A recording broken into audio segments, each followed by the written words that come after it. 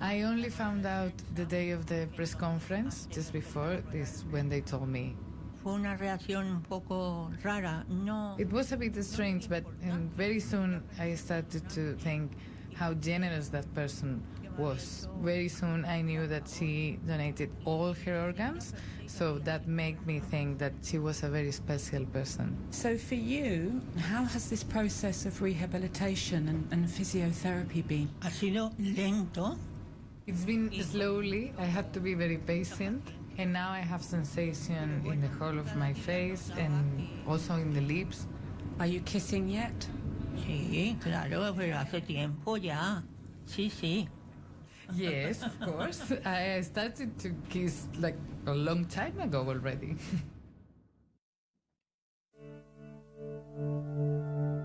News of Carmen's transformation may have had less impact on the debate about euthanasia than the story of Noelia Castillo, the young woman whose life was ended in March. In May, her mother, Yolanda Ramos, appealed to the leader of Spain's political opposition. Que por favor, que esta ley desaparezca. Please, make the euthanasia law disappear. I don't want there to be more Noelias, she said in a video widely seen on social media. So far, there have been no moves to repeal the euthanasia law, legislation supported by a large majority of Spanish people when it passed in 2021. But there's no doubt Noelia's death has put wind in the sails of those opposed to the right to die. That's all from Spain. Assignment was expertly mixed by Neil Churchill. Penny Murphy is the editor.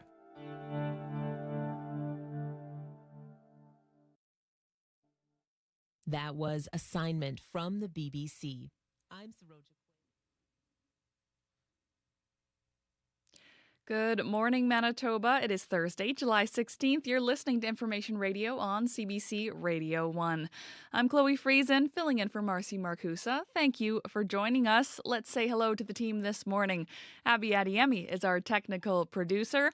Darren Morash is our YouTube live stream producer. And Corey Funk is our show director. And Heather Wells is here with news headlines. Good morning. Good morning. Well, loved ones are mourning a Manitoba sheriff who died on the job. Brett Matheson Maitwe-Yashing died Tuesday. The 27-year-old was driving a sheriff's van with a co-worker when they collided with a train west of Portage-la-Prairie. His sister, Brianne Bazan, is reeling from the loss. She says her brother was wise beyond his years and made others feel seen.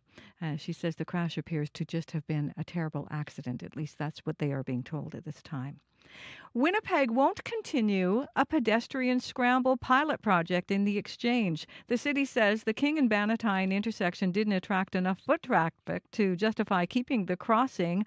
Still, it hasn't changed its mind about how one of the organizations would like to see a scramble in their area. The city says no, but Osborne Village Biz would like to see a scramble at River and Osborne. So we'll hear more about that story coming up in our next local news at 6:30. All right. Thank you so much, Heather. Thank you. Well, coming up today on Information Radio, in Winnipeg, we've been discussing this throughout the week. There's no legislation limiting temperatures in rental units in the summer. We've heard how Toronto is addressing heat in apartment buildings, but later in the show, we're going to hear what it would take for affordable housing landlords to take on heatwave legislation here in Winnipeg. And should you wait to buy your next car? We're going to find out why vehicle prices are easing and whether the road is clear for even further decline. Coming up later on the program, a petition started by a Winnipeg video game retailer has gained worldwide traction as gamers everywhere fume at Sony's decision to stop making physical PlayStation games in 2028. We're going to hear from the company that started that petition coming up on the show. And after 8 o'clock, some Gen Zers are struggling to hit the traditional goalposts of a successful life. Stable employment, home ownership, and building a family. Forbes calls it liquid adulthood. We'll learn more. Stay tuned.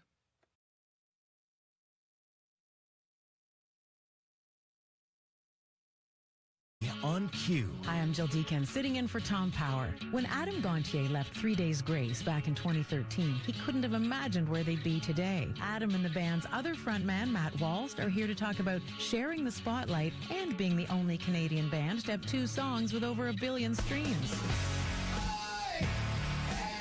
Q, this morning at 10:30 in Newfoundland, and on CBC Listen or wherever you get your podcasts. This is World Report. Good morning. I'm Marcia Young. As wildfires burn in northern Ontario, the smoke is traveling south. Air quality warnings have been issued for much of southern Ontario. The Greater Toronto Area has been blanketed by an orange smoky haze, and Toronto's air quality is ranked among the worst in the world. The CBC's Linda Ward joins me now live in studio. Linda, what are officials saying about the air? Well, the air, of course, out there soupy and thick. According to Air Quality Ontario, Sault Ste. Marie has the worst air quality in the province right now. This as residents of several First Nations communities in northwestern Ontario are fleeing those forest fires, and that smoke is blowing south, reaching some northern U.S. states as well. Detroit right now ranks worst in the world for air quality, according to IQ Air, followed by Minneapolis and then Toronto. Environment Canada's orange and yellow air quality warnings stretching across much of Ontario and parts of Manitoba. Windsor, Thunder Bay, Sault Ste. Marie lodging a 10+ or very high risk in the forecast today. Toronto and Sarnia at a 9. And these air quality warnings are expected to last until those winds shift tomorrow. What's the advice for people in these affected areas?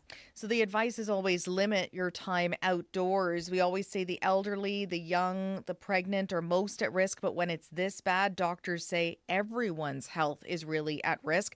Dr. Edward Gia is an emergency doctor and representative of the Canadian Association of Physicians for the Environment. He says wildfire smoke is basically a toxic cloud of pollutants. It contains carbon monoxide, nitrogen oxides, carcinogens, and microscopic particulates that can be especially dangerous, including what's called PM 2.5. They enter our bodies when we breathe, and they cause systemic inflammation or what's called oxidative stress in the body. Environment Canada says air filters can help, so can N95 masks. Keep your windows and doors closed as much as possible and reschedule those sports, activities. Watch for symptoms like eye, nose, and throat irritation, headaches, or cough. And if you experience wheezing, chest pains, or severe cough, you need to see a doctor. All right. Thank you, Linda. You're welcome. The CBC's Linda Ward in studio. More than 180 wildfires are now burning across northern Ontario. People from the Collins First Nation north of Thunder Bay flee flames on boats. Several homes and buildings have been destroyed by a wildfire that has ripped through the community. Some people are being flown to Toronto, but there are concerns. Saul Mamakwa is the local NDP member of provincial parliament. We should be prepared to house, 5,000-6,000 people. Maybe it's 10,000, like depending on what this summer looks like. It's only mid-July, and so it's important that they get those wraparound services and at these places wherever they go. Hundreds of firefighters and water bombers have been called to fight the wildfires. Smoke from the fires has blanketed much of southern Ontario, including Toronto. Environment Canada has issued air quality alerts for parts of Ontario and Manitoba. In Algeria, at least 11 people are dead in a fire at an orphanage just outside Algiers. It broke out early this morning. State media reports that another 19 people were injured in the fire. Officials have not yet released the cause. Algerian officials are still investigating.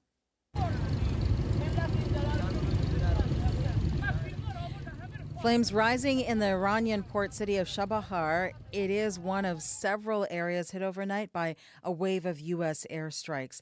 The attacks reached deep into the north near the capital of Tehran. U.S. forces also disabled a commercial oil tanker trying to run their blockade. The rapid escalation is pushing the region back toward an all-out war, and Tehran is issuing a direct threat. Under no circumstances and in no way will we allow the United States to interfere in the Strait of Hormuz. Iran followed that warning with action. Its forces launched retaliatory missile and drone strikes against 3 neighboring nations. The strikes targeted U.S. military bases in Jordan, Bahrain, and Kuwait. The Trump administration is imposing new restrictions. In response to the Ebola outbreak in the Democratic Republic of Congo, U.S. citizens in the country will not be allowed to return directly. They will need to first remain in a third country for at least 3 weeks. The new rule comes as the Ebola outbreak in DRC continues to spread. Infections have been found in 2 new provinces this week. Health officials in DRC are reporting almost 800 deaths and over 2,000 cases. Protesters are in the streets of Kyiv.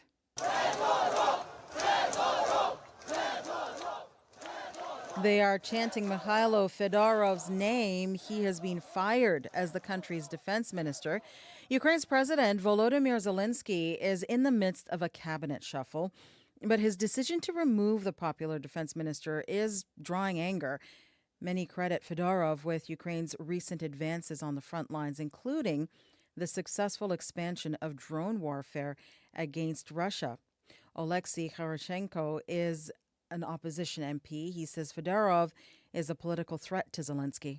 In the show of President Zelensky, there should be only one star. Zelensky became suspicious about possible political ambitions of Minister of Defense. And when he feels something like this, he is getting rid of such people. He is moving them from high and important positions. So far, Volodymyr Zelensky has not publicly commented on his decision. Nova Scotia Premier Tim Houston is going ahead with a public event today. That is despite protesters swarming his vehicle yesterday. The windshield of the Premier's car was smashed, and now the RCMP is investigating.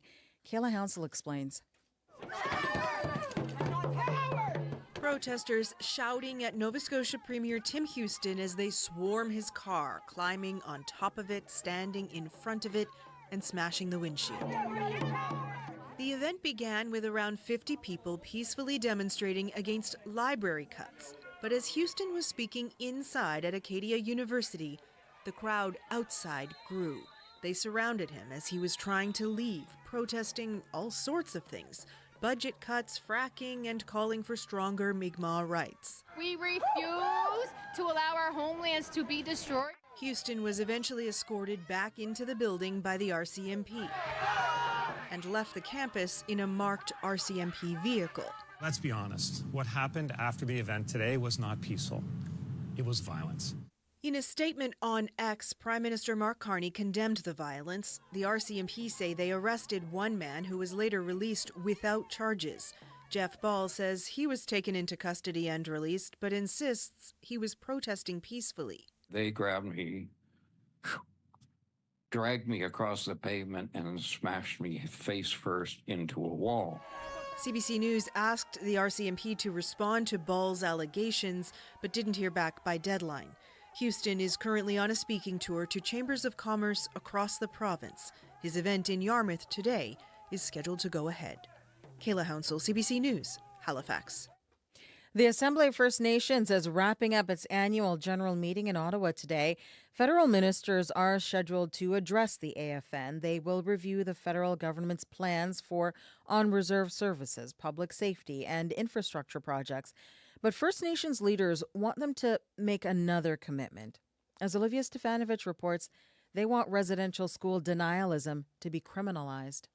This country perpetuates hate crimes. Ever since the recent announcements of suspected unmarked burials near former residential school sites, First Nations say they've been inundated with demands for evidence and backlash.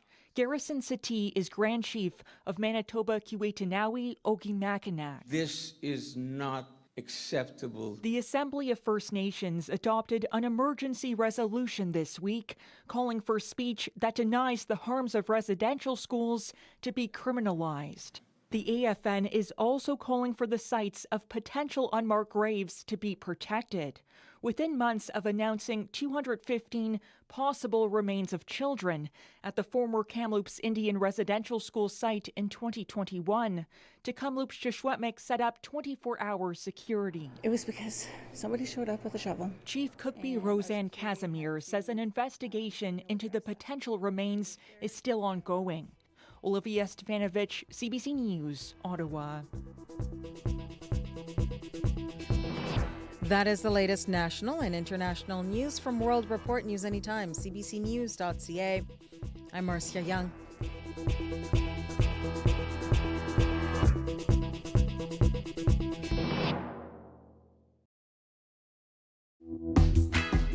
Good morning, Manitoba. I'm Chloe Friesen, filling in for Marcy Marcusa. You're listening to Information Radio on CBC Radio 1. 89.3 FM, 990 AM on our YouTube live stream or anywhere on your CBC News app. Thanks for joining us. Coming up on the show, organizers of the West Broadway Youth Outreach Group say the recent police crackdown on open drug use has made kids and staff feel safer. We'll hear more from them. Also, first there was the keyboard, then the touchscreen. Now, OpenAI is working on a smartphone with no screen at all. Francis Sims will be here to talk about it and why it's garnered a lawsuit from Apple. But first, a newcomer welcome fair is happening this Saturday in Winnipeg. We'll learn all about it from the Director of Immigration Partnership Winnipeg.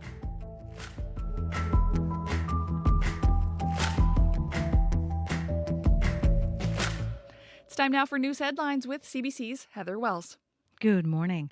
Well, a Manitoba woman who lost her 22-year-old niece to a fentanyl overdose in 2018 is calling for an alternative to toxic street drugs. Tammy Tellieu wants those who use substances to have access to a safer supply of pharmaceutical-grade drugs. She thinks it could have made a difference for her niece and says people shouldn't have to die because government is failing to act. Questions remain about plans to ship grain through the Port of Churchill for the first time in 6 years. Arctic Gateway Group says there are at least 2 shipments, with the first departing in late August or early September. It's not revealing any details, but says it will be significant. PC agriculture critic Conrad Narth says while it's good news, the lack of detail raises questions. We'll hear more in our next local news coming up at 6:30. Thank you very much, Heather. Thanks. That is CBC's Heather Wells. Well, hello and good morning to the rest of the team here on Information Radio. Darren Morash is our YouTube live stream producer. Abby Adiemi, our technical producer, is here this morning, also with a look at the forecast. How's it looking? Yeah, we still have wildfire smoke for the central and northern parts of the province, still bringing poor air quality and low visibility to some regions, while the heat warning still holding things down towards the Lean Lake area. We're going to see highs in the range of 29-30s for that part of the province. Here in the Red River Valley region, we're starting the morning with light rain already. Temperatures around 20 degrees, some windy conditions to go with that. We're heading for a sticky high of 25 with a humidity around 30 today. There's a good chance of more showers and storms in the forecast into the evening period, and that should clear as we get to tomorrow. For the southern regions, we're seeing temperatures around 18s, and highs would be, the humidex will be in the range of the 35s. We're going to see highs like 24, 26 in most of the regions. But for the central part of the province, we still have those smoky stats, and of course, most regions aiming close to 30 degrees today. So the south is more like cooler conditions today. We're going to see some rain. We're already seeing rain in the Brandon area. We have thunderstorms there at this time, but in the city we just have scattered showers, while the north still dealing with heat and smoke. For the city, we are at 20 degrees right now. All right. Thank you very much, Abby. That is CBC's Abby Adiemi. Well, joining me next is show director Corey Funk. Up nice and early, keeping an eye on the commute. How's it going? Hi, good. Going good so far. And the commute seems to be pretty quiet. Haven't heard of any major issues yet. But if you're walking, you're biking, you're driving, you see something, you can always give me a call on that CBC commuter line. That number, 204-788-3093.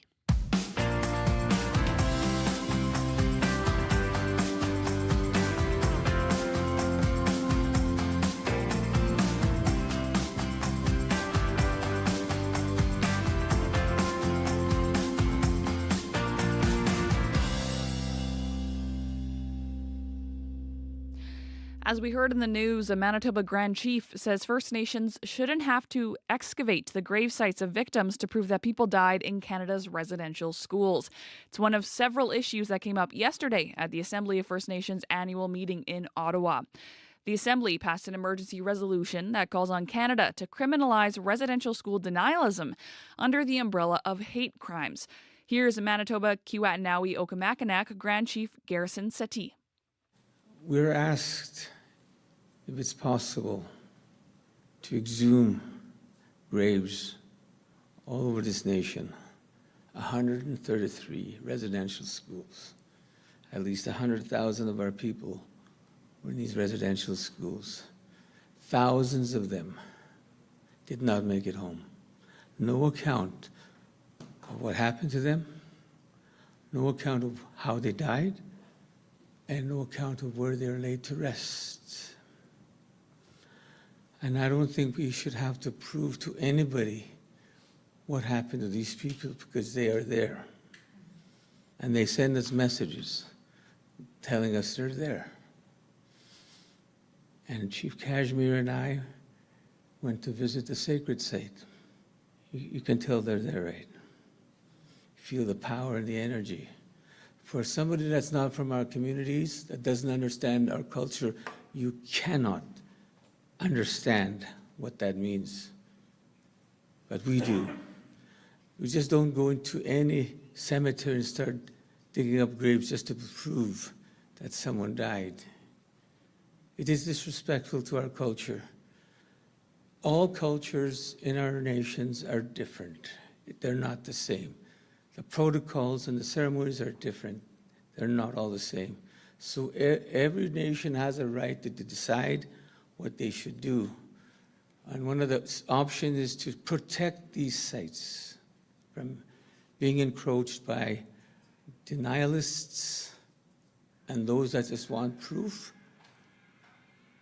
In Canada, there is no law to protect these sites. In the United States, as soon as a suspected grave, unmarked grave, or artifacts, they protect them. In Canada, there is no law. And we have been pushing for that, to have that law in Canada, but Canada has refused to listen to us. So there's many different nations across these nations that will look at graves being exhumed as something that's not appropriate. We want to protect them, let them rest there. That was Manitoba Kiiwetinoong Okanagan Grand Chief Garrison Settee speaking yesterday in Ottawa. The AFN Assembly also voted to oppose the Carney government's sweeping proposed reforms aimed at streamlining major project approvals, if those reforms weaken environmental protections or sidestep Indigenous rights. Another central concern was the federal government's tabling of new on-reserve drinking water legislation. You know the voices that tell the story of our province. Now you can take them anywhere. From the essential start to your day on information radio to the conversations that define our lunch hour on Radio Noon and the pulse of the city on Up to Speed, your local connection is always within reach. Just open the CBC News app, tap the local drop-down, and hit play. Your favorite voices, your province, right in your pocket. Download the CBC News app today, your daily rhythm, live and local. Well, the buzz is on for the Polaris Prize, but there's a new Canadian music prize this year. The Meridian Prize recognizes albums from artists in Western and Northern Canada. Winnipeg's Fontaine is one of the nominees. Here's a track from their album Good Buddy. This is I Can't Be.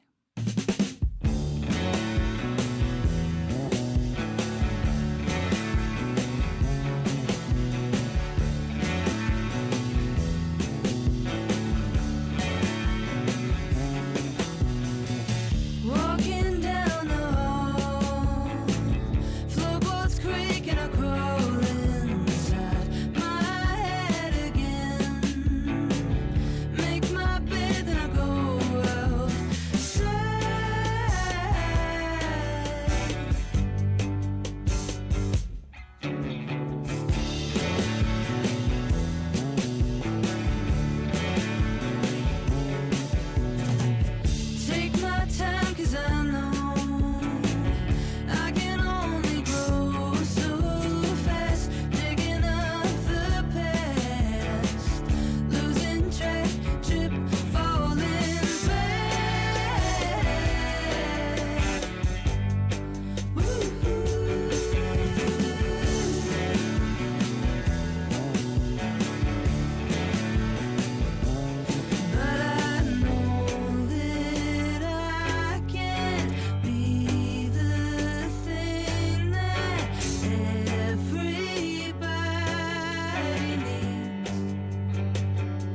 Still I crane my neck and break my back, so they won't forget me.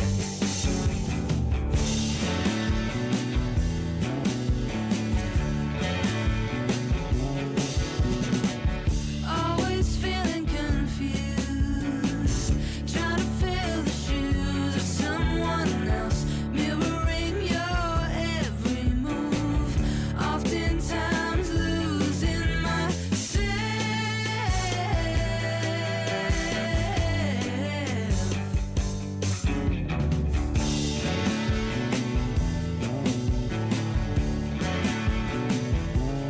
But I know that I can't be the thing that everybody needs.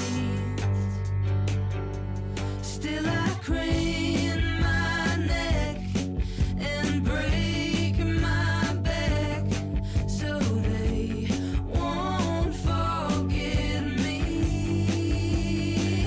Oh yeah, I crane my neck and break my back, so you don't forget me.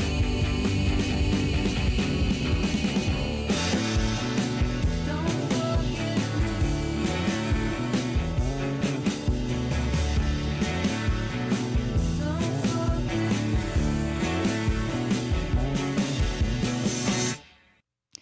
That was I Can't Be by Fontaine. Her album Good Buddy is up for the Meridian Prize. It's a new music prize recognizing musicians in Western and Northern Canada. You're listening to Information Radio on CBC Radio 1. I'm Chloe Friesen. If you're thinking about getting a new car, you may be wondering if now is a good time to buy. The latest Auto Trader Price Index suggests Canada's auto market is starting to settle down after years of high prices and supply shortages. But affordability is still a concern, with factors like gas prices and economic uncertainty shaping what Canadians are looking for. For more on the auto market, we've reached Mark Richardson. He's an automotive journalist for the Globe and Mail. Good morning, Mark. Morning, Chloe. How are you? I'm doing well. Auto Trader's Good. latest data shows average vehicle prices are starting to come down. What's driving that decline? We got less money. We have less discretionary money to spend on vehicles. But to be honest with you, Chloe, when manufacturers were figuring out what prices they should be charging for their vehicles, which they do throughout the year with every model year changing and every new vehicle coming in, they thought that we wouldn't be in quite such a stable and good position as we are at the moment. They thought that everything was going to be just that little bit more competitive for our dollar. So they came up with more competitive prices than we might have expected at this time, which is only a good thing, right? The prices are down. They say for a new car, prices are down generally 2.6% than they were a year ago. And they're down about 1% for a used car. Are these still really expensive, though? Right. Are these price drops like enough to make any sort of difference for vehicle buyers?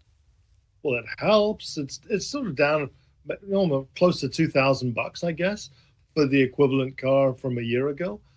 But even then, the average price of a new car in Canada is $63,000.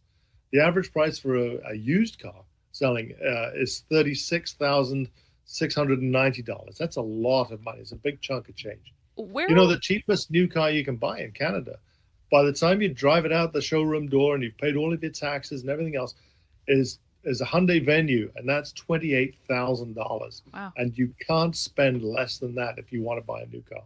Okay. What about EV sales? Where are we at there? Doing pretty well, actually. EV sales are up 20% in May compared to May of last year. But that's also because we now have federal rebates, right? I mean, the provincial rebates in Manitoba are one thing, but the federal rebates that give you $5,000 back from the price of a new fully electric car, or $2,500 back from the price of a plug-in hybrid car, make a big difference to bringing down that high capital cost of buying an electric vehicle. So they're up, but even then, they're still at less than 10% of the entire Canadian market for new vehicle sales. A big conversation around EVs is the addition of Chinese EVs entering Canada. Could that bring down prices at all? It's not going to hurt, but it's certainly not going to put prices up.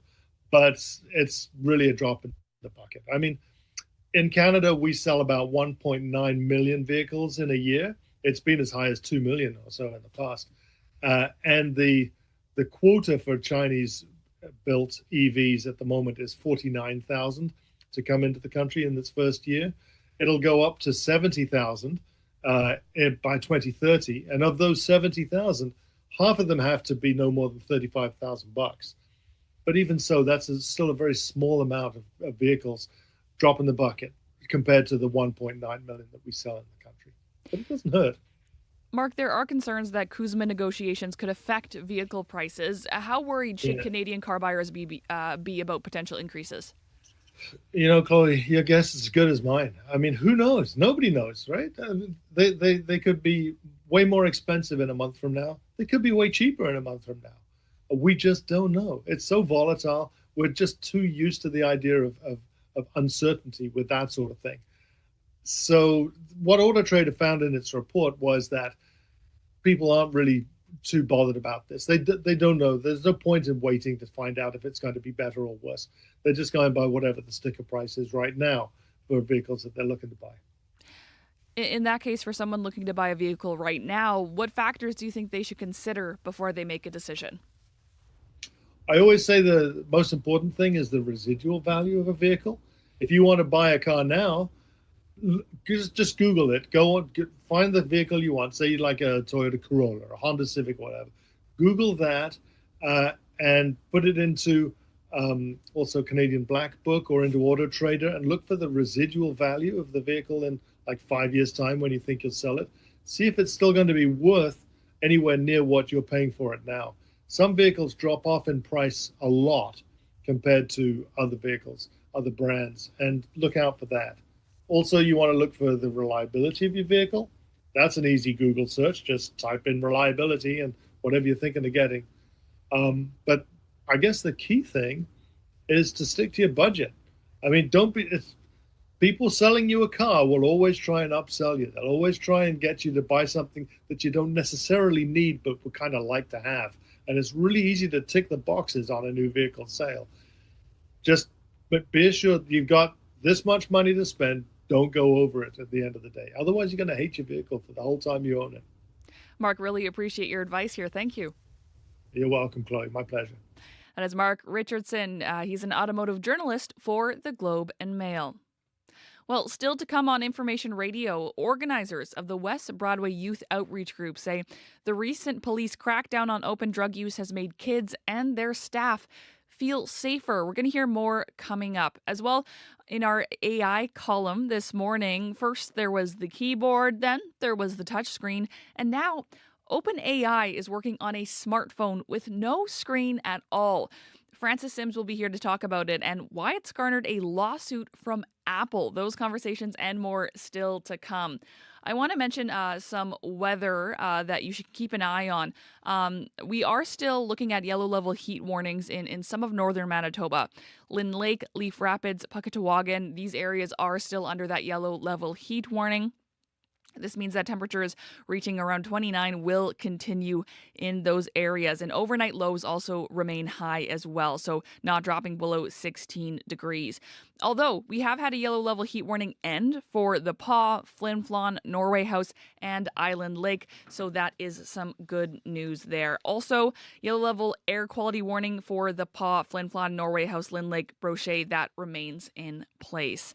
Well, I am joined now by our show director, Corey Funk. Good morning. Good morning. Just a bit of a traffic update for people if you're heading down northbound Century. So there will be a closure. It will be open up during morning rush hours, but other times it might throw you off. So the northbound curb lane on Century is going, and the middle lane as well, between Ellis and Wellington is set to be closed for electrical work until July 20th. So it will be more open for morning rush hour, but all other times it will be closed. So it might be slow going during most parts of the day on northbound Century between Ellis and Wellington until July 20th. All right. Thank you very much, Corey. Thank you. It's time now for your CBC local news.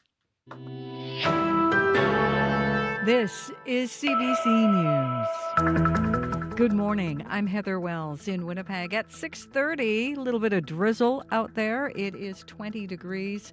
A good chance that we'll see showers continuing through the day. There's also a risk of a thunderstorm today. And a high of 25, but the humidex will make it feel more like 30. A Manitoba sheriff is being remembered as a hard-working dad with another baby on the way. Brett Matheson Yashing died Tuesday. The 27-year-old was driving a sheriff's van with a co-worker when they collided with a train west of Portage la Prairie. His sister, Brianne Bazan, is reeling from the loss, but touched by the outpouring of kind messages online. He was wise beyond his years and just made people feel seen, provided guidance when it mattered, but also be silly and not serious at the same time. Like, there was a balance there, and based on those, he had many different types of relationships. As far as the family has heard, she says the crash appears to have been a terrible accident. RCMP are investigating. A Winnipeg mother whose son died from an overdose in 2014 wants to see those who use substances get access to a safer supply of drugs.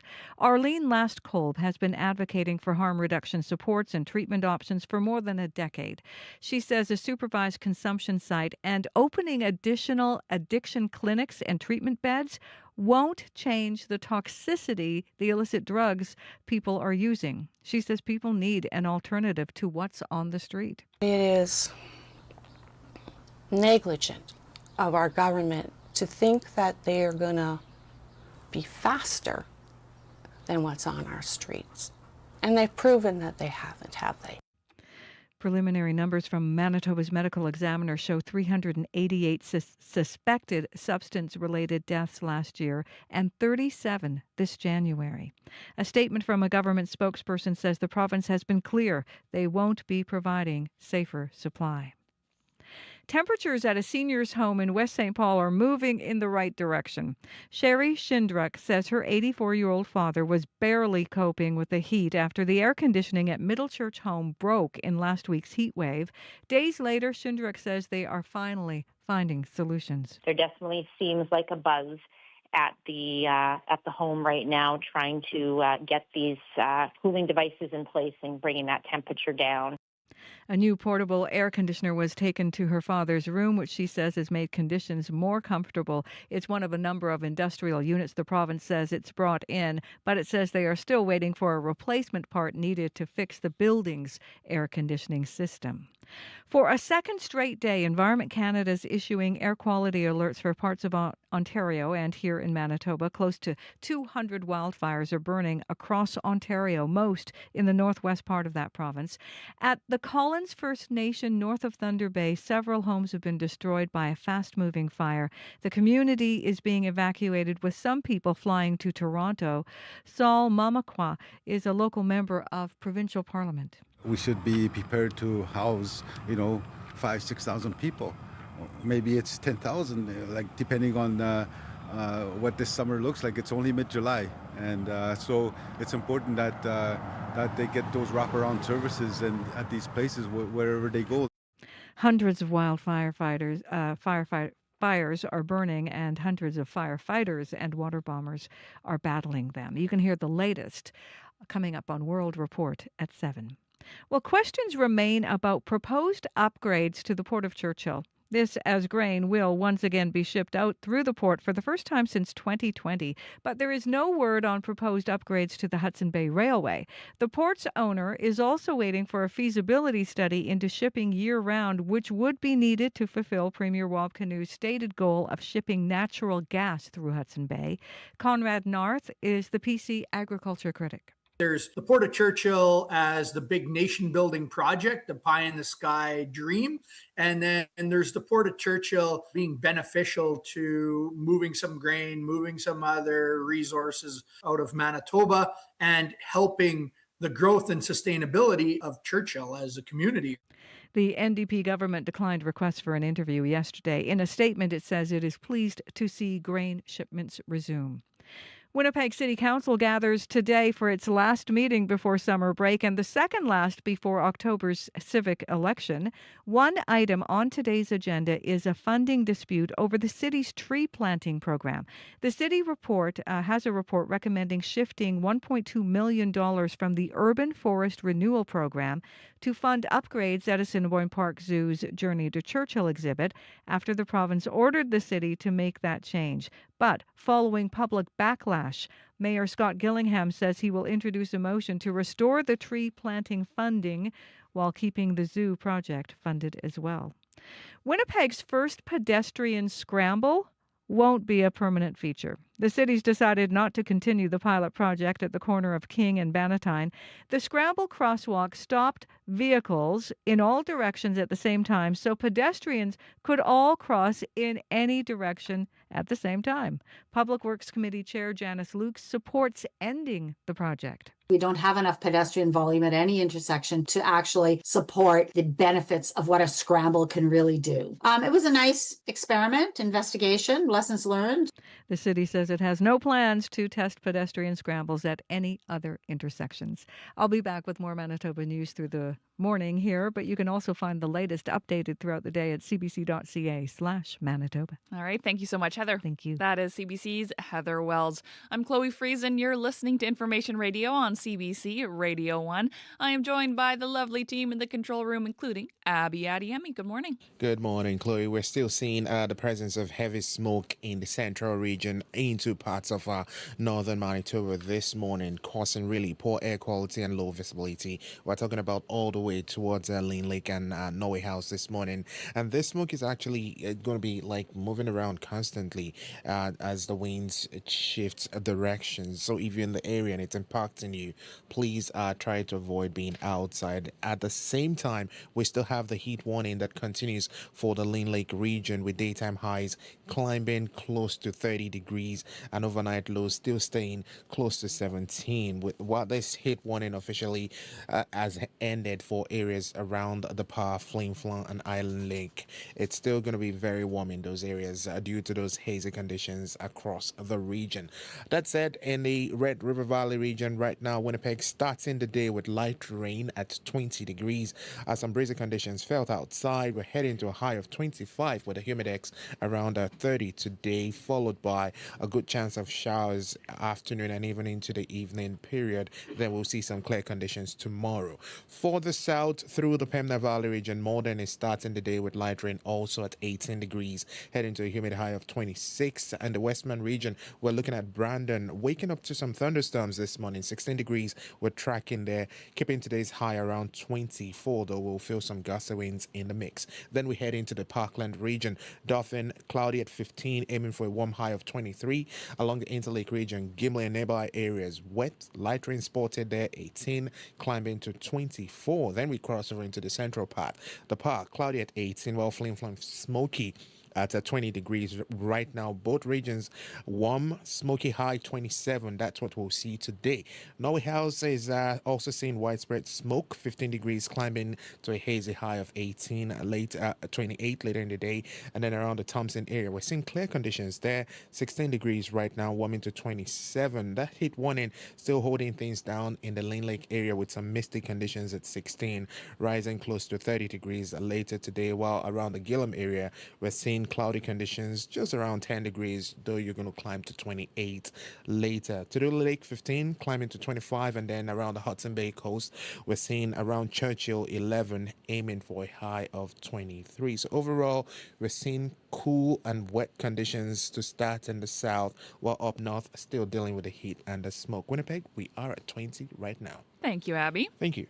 Joining me now, show director Corey Funk. Good morning. Good morning. We have a new highway closure in the Brandon area due to flooding. So Highway 459, which is just kind of northwest of the city that connects Highway 1 and Highway 10, closed due to flooding right now. So you want to avoid that. Other than that, though, pretty quiet commute overall here in Winnipeg. Haven't heard of any major issues. Just a heads up, though, that northbound Century between Ellis and Wellington is going to be in the middle lane and curb lane will be closed for electrical work, except for during morning rush hour from now until July 20th. So heads up there. That's going to affect a lot of people heading to the airport, I imagine.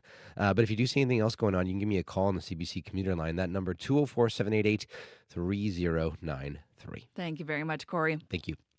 Well, coming up next on Information Radio, Crystalie Ramlakan joins us with the Business Report. Good morning. Good morning, Chloe. So let's start with labor news. WestJet flight attendants have voted to strike as soon as the August-long weekend if they can't reach a deal with the airline. What other details can you tell us? Yes, so thousands of travelers will probably be double checking their plans for the August long weekend after WestJet flight attendants voted in favor of a strike. The flight attendants could walk off the job in fewer than 3 weeks if they are unable to reach a new deal on contract demands. So the union represents 4,400 cabin crew, and it says members voted 99% in favor of a strike mandate, which gives the union the power to call a strike after a cooling off period. So negotiations are set for Monday, and the union's main sticking points include what it alleges is unpaid work. Now, compensation for work done on the ground sparked a work stoppage less than a year ago by 10,000 flight attendants at Air Canada. And a strike would effectively ground Canada's second largest airline the day before a statutory holiday in many provinces. And WestJet could also lock out flight attendants as of that date, regardless of the strike vote, because a federal cooling off period will have ended by then. Now, either side would need to provide 72 hours notice, so Canadians may be waiting until the end of the month to know whether their August flights will take off. And WestJet has been negotiating with flight attendants since late last year when their contract ended. All right, staying with aviation news, an American airline is trying something new to attract flyers. Yes, that's right. So United Airlines is trying to entice customers with an empty middle seat. So the carrier plans to roll out new Economy Plus seats with no neighbor in the middle spot and instead use the space for a shared table between the aisle and window travelers. So the offering is only set to be available in one row on the airline's new Airbus aircraft, though. And sales are slated to start later this year. And the move comes amid a broader push from airlines advertising more and more special tiers and separate add-ons, particularly when it comes to courting passengers who are willing to pay a little bit more for comfort. So, Chloe, you think that's something would you be interested in doing that, paying a little bit more to not have anyone in the middle there? Crystalie, I'm so cheap. I will take the back of the plane, middle seat. That's my jam. So I don't think this one's for me. Okay, so you're okay. I'll be okay. You can take the non-comfort on the plane. Exactly. Lastly here, the music industry is launching something new to let you know if you're listening to AI. What can you tell us about that? Yes, so several major music industry organizations have unveiled a new labeling system for content created with artificial intelligence that they would like to see widely adopted, including by streaming services. So the Recording Industry Association of America, the Grammys, and 7 other groups unveiled these 2 voluntary labels. The first would indicate music that is primarily AI generated. So this includes tracks generated entirely from AI prompts, as well as lead vocals and key instrumental tracks that are AI generated. The second label applies to AI assisted music, still created substantially by humans, but containing some elements generated with AI. Now, Apple Music has said more than 1/3 of new uploads are entirely created by AI or with AI. I was kind of surprised to hear that. And the Digital Media Association, a trade group representing streaming companies, including Apple Music, Amazon, and Spotify, says it has long advocated for the creators, owners, and distributors of music to provide accurate AI metadata as a way to strengthen its ability to give fans transparency when, the music is posted on these streaming services. Now, in April, Spotify launched a verified by Spotify label to signal that users can trust the authenticity of an artist. And last year, the company announced new efforts to support AI disclosure and combat impersonation. So, yeah, like if you hear a new great song and then you find out it was created by AI, how would you feel about that? Probably wouldn't be too thrilled. I don't know. I'm a big fan of a lot of like smaller artists, so that's kind of what I like to dig into. So yeah, I would kind of feel a little misled, I think. Yeah, I don't think you're alone there. I think a lot of people would feel, duped that, they thought they found this great new artist, but actually it's generated by AI. Yeah, not my favorite, Crystalie. Thank you for joining us. Thanks, Chloe. That was Crystalie Ramlakan with the business news.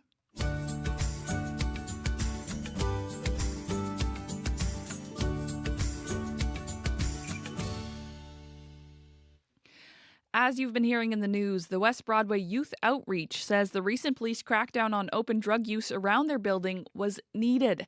Winnipeg police increased their presence in the neighborhood earlier this summer. The 10-day enforcement crackdown ended on July 3rd. Board Chair Doug McKay says their drop-in center on Portage Avenue sees about 80 kids a day. And he says having more police in the area made kids feel safer. McKay spoke with CBC's Santiago Arias Orozco. We're right here, right on Portage Avenue, and it's been a real kind of a center over the last 5 months for a lot of that open drug trade and the violence that comes along with it. And our mandate, like most of the businesses, is the safety of our kids and our staff. And so we really, really appreciate the effort that the Winnipeg Police Services are doing to try and stem that. We also, though, recognize that that's not going to fix the problem, and there's other organizations in the city that are doing their best to try to stem the tide, and we want to support all those efforts as well. And how much does it affect having that problem just out of your doors? Well, we know we've had in some instances where parents have said, we'd like to bring our kids here, but we're afraid. And we've also had some, in one particular instance, a staff member get hurt. They got pushed up against the door by someone that was acting out. Our primary responsibility is for the health and well-being of the people that come here and work here. But more has to be done. It just has to be, I think, I don't want to feel like we just punted the problem up the street. When you say that problem just moves up the street, is that you're feeling with this police presence or just... Well, I know that some of the agencies' concern about enforcement is that it kind of pushes the activities into the shadows. And then people at risk are even more at risk because they're not accessible to the support groups. And that's really valid. I think that's a real concern because we're talking about community, we're talking about everybody, including the people at risk. So I think that has to be dealt with in tandem with the enforcement. I think the efforts are focusing on the dealers as opposed to the users, get the users some help. But I think it would be really an effective approach if we all work together. During those 10 days that there was more police presence, did you notice a change? Well, I'm not here on a day-to-day basis, but from what I've heard from the staff here is that yes. And then even coming in today yourselves, there wasn't a real presence in front of the building, and that's just been over since the last 2 weeks. How different is that?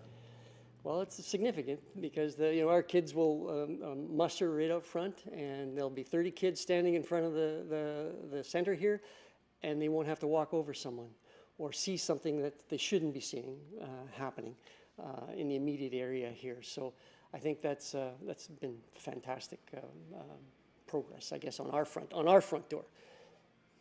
That was CBC's Santiago Arias Orozco speaking to Doug McKay. He's the board director for West Broadway Youth Outreach. Winnipeg police have yet to release details on how the initiative went since it ended. How do you listen to your favorite Manitoba shows when you're on the move? Get your daily dose of information radio, Radio Noon, and Up to Speed, live and on demand. Just open the CBC News app, tap the local drop-down, and hit play.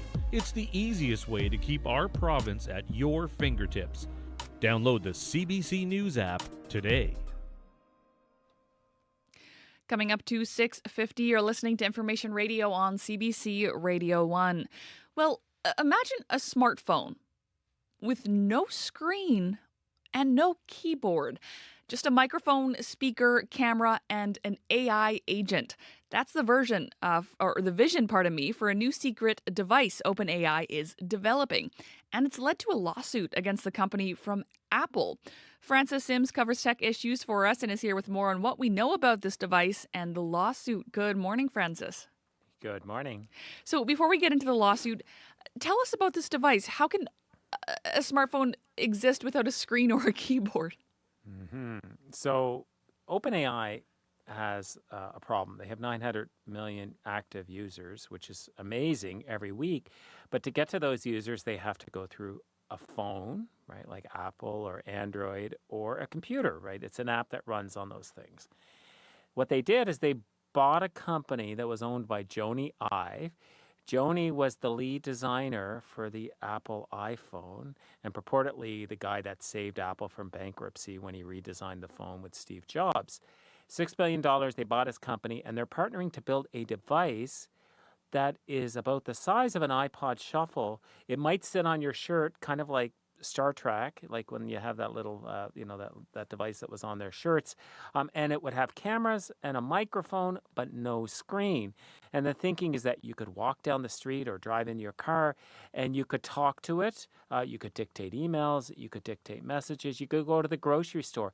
It could help read the labels on the packaging that are too small to read and you've lost, you didn't bring your glasses with you. And the thinking is that people are kind of at max screen right now. People are already being frustrated that they're using and having to use their screens for everything and their devices, that their bet is that people might be willing to move over and that they have a solution that will be perfect for that. So why is OpenAI looking into developing hardware now? Yeah, so OpenAI has a money problem. They've taken lots and lots of money from investors. Some people say on the order of $180 billion. And they're not bringing those returns home yet. The monthly subscriptions at $20, $40 is not enough. They've signed deals with the Pentagon. They talk about maybe allowing people to create adult entertainment. They need more money. And then they see Apple at the top of the heap making over $1 trillion on the iPhone alone. And so they think if they can build a device without a screen, it could be about half the cost of an iPhone. The battery would last very long because without the screen, the battery doesn't drain as much. And all they need to do is carve a little piece of that pie from Apple, and they could actually go from being in the red to actually starting to make profit and bring that return back to the investors. People have gotten pretty accustomed to screens. Would they really use a voice-only AI smartphone in lieu of something with a screen? So that's what the thinking in Silicon Valley is in general, is that people are, kind of max screen moment and, they're starting to do things like talk to their Amazon Alexa at home or Google device if you have one of those. You can talk into your microphone for your remote control when you want to talk to the TV.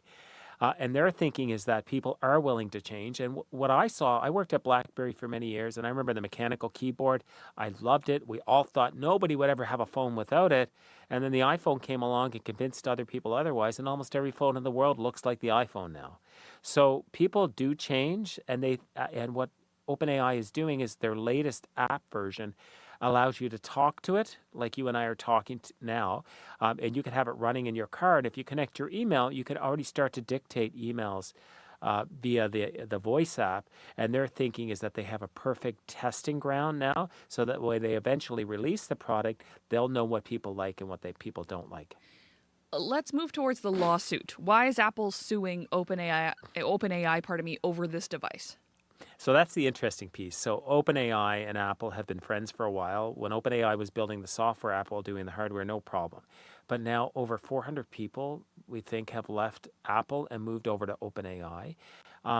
So I think Apple sees OpenAI now as a threat And what they want to do is they filed this 41-page lawsuit saying that trade secrets are stolen, that employees, there's quotes from employees saying, I didn't know I could still access the network, things like that. Whether or not they're successful with the lawsuit, what they want to do ultimately is slow OpenAI down so that instead of OpenAI releasing a product next January, it might be 2 years later because of the lawsuit. And what that would allow Apple to do is to get in there and release a product first. So it's all about strategy and competition, and Apple not wanting to give, any part of their throne over to OpenAI, I think. So what do you think this means for where things might be headed with these type of technologies in a world where everything seems to either talk or listen to us? Yeah, like I think we're going to maybe have the day where you can talk to your toaster and you can tell your toaster, please don't burn the toast that much next time. And the toaster will say, and no you problem. say please too. That's so nice. But then your toaster will say, did you know there's a new kind of bread you can buy that never burns? So that's the thing that I worry about, is that it's the private sector interests in there, and they want to squeeze every single cent they can get out of us. It'd be nice our parents are aging in place at home. Maybe the house talks to them, reminds them that the stove is on, that the milk is expired.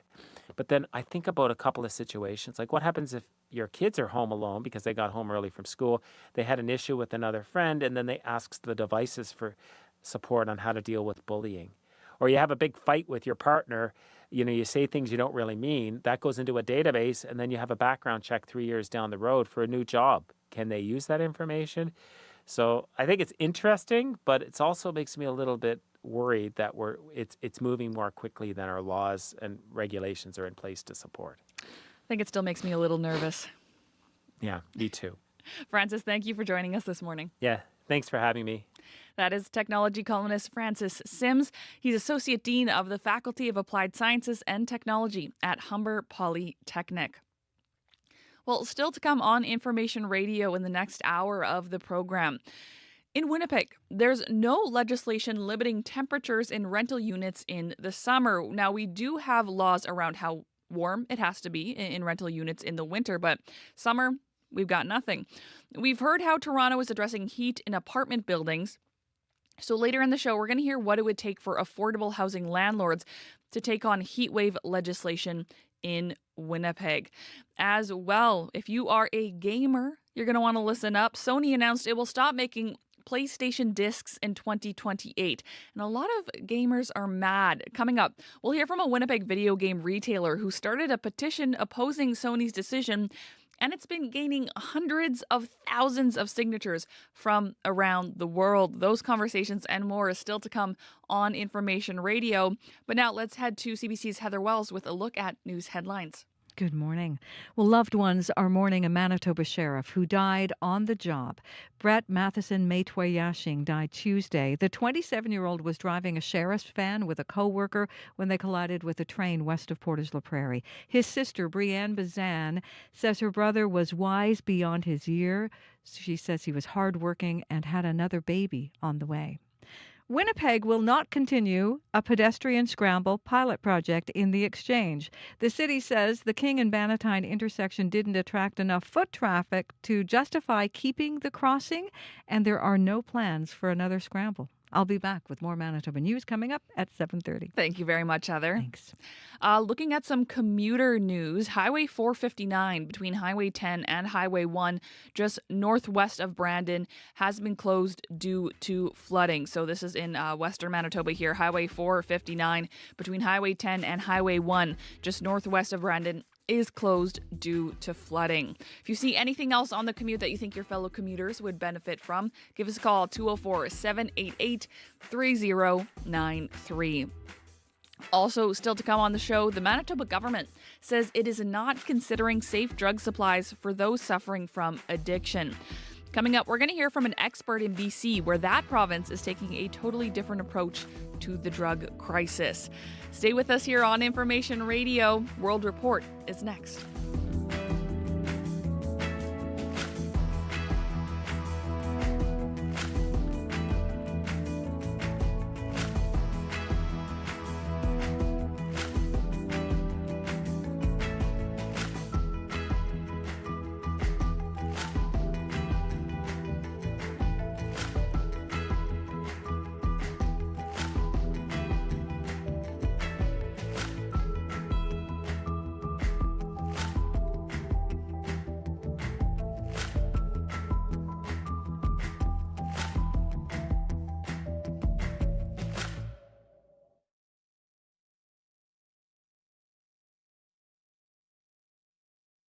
Tragically Hip, a national celebration, a defining cultural moment.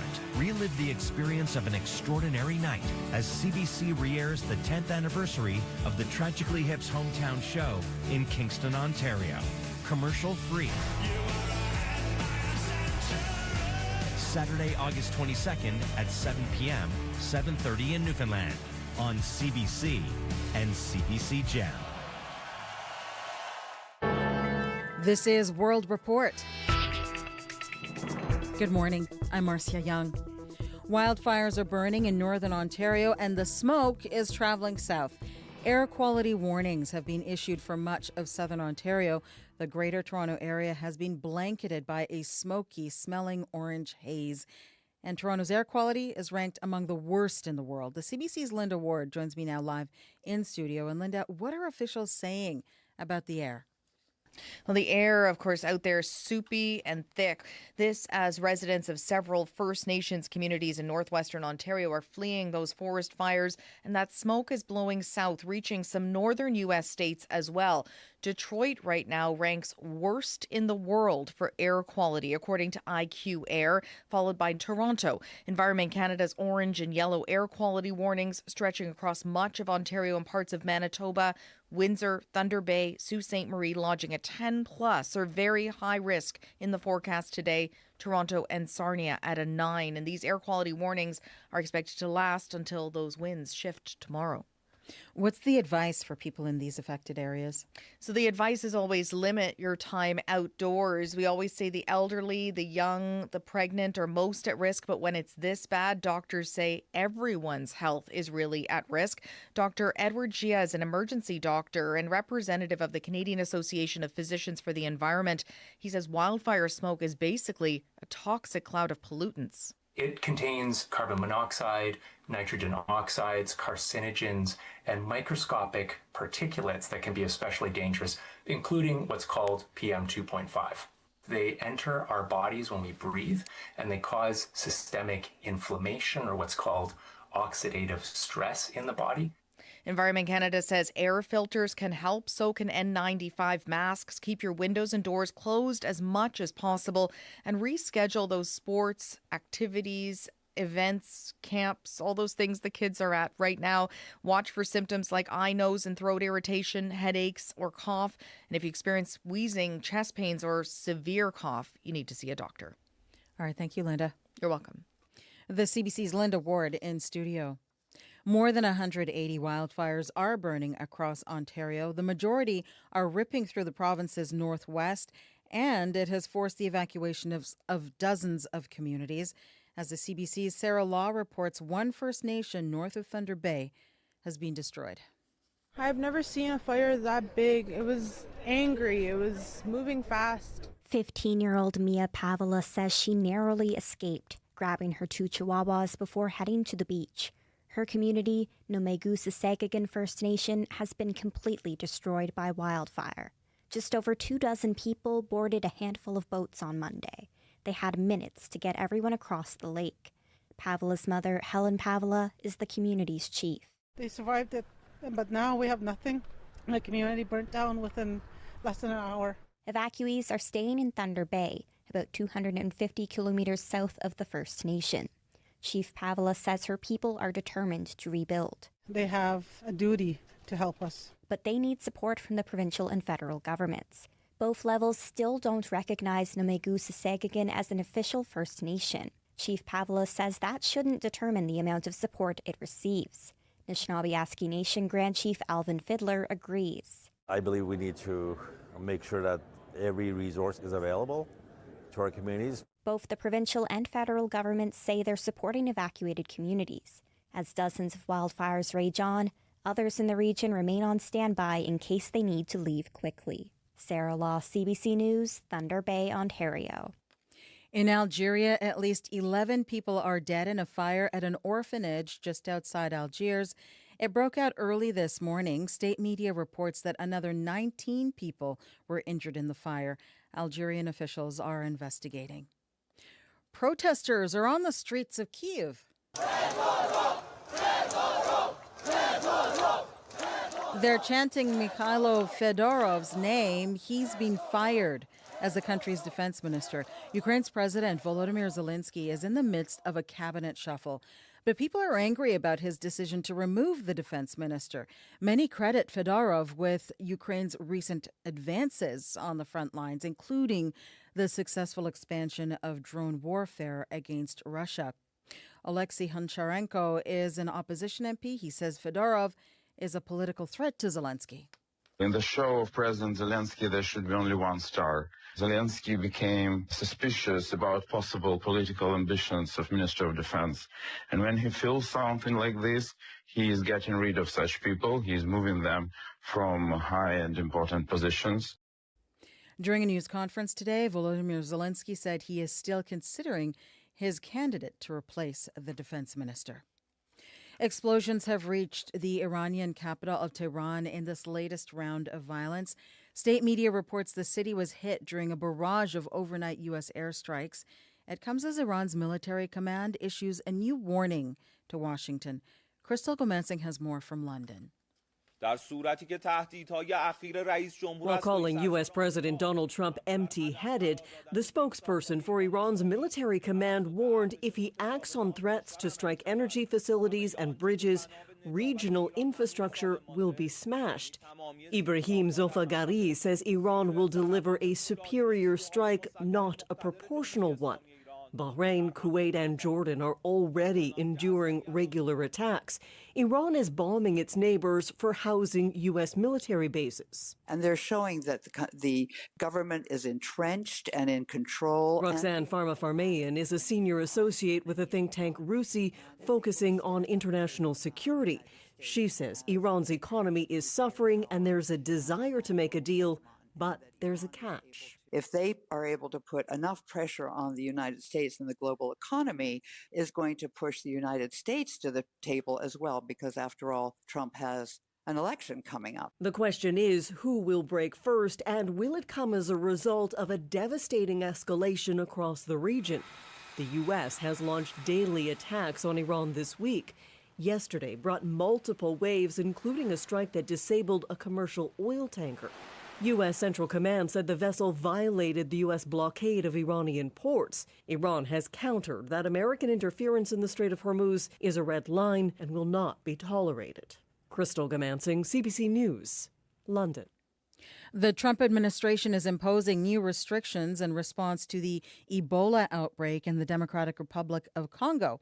U.S. citizens in the country will not be allowed to return directly. They'll need to first remain in a third country for at least 3 weeks. The new rule comes as the Ebola outbreak in DRC continues to spread.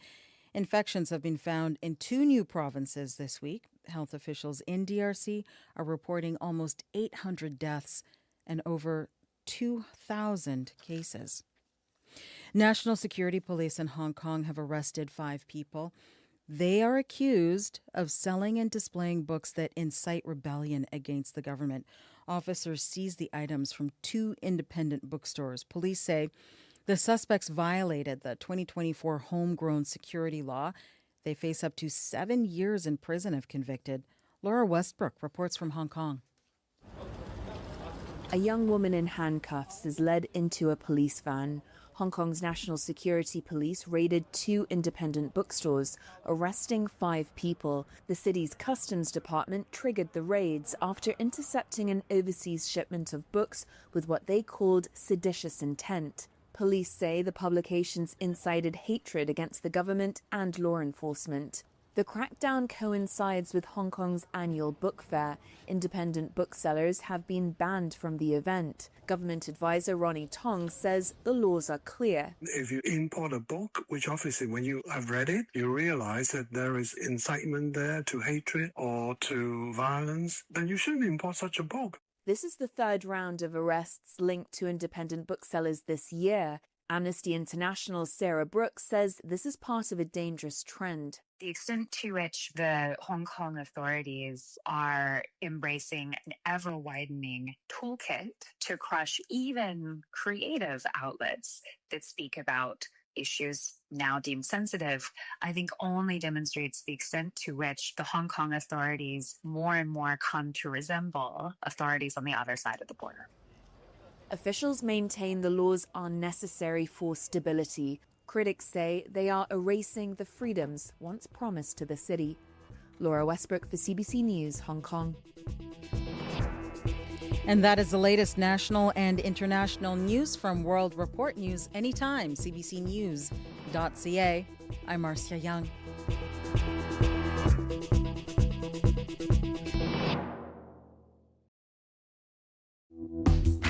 Good morning, Manitoba. I'm Chloe Friesen, filling in this morning for Marcy Marcusa. You're listening to Information Radio on CBC Radio 1. 89.3 FM, 990 AM on our YouTube live stream or anywhere on your CBC Listen app. Thanks for joining us. Coming up on the show, Sony announced it will stop making PlayStation discs in 2028.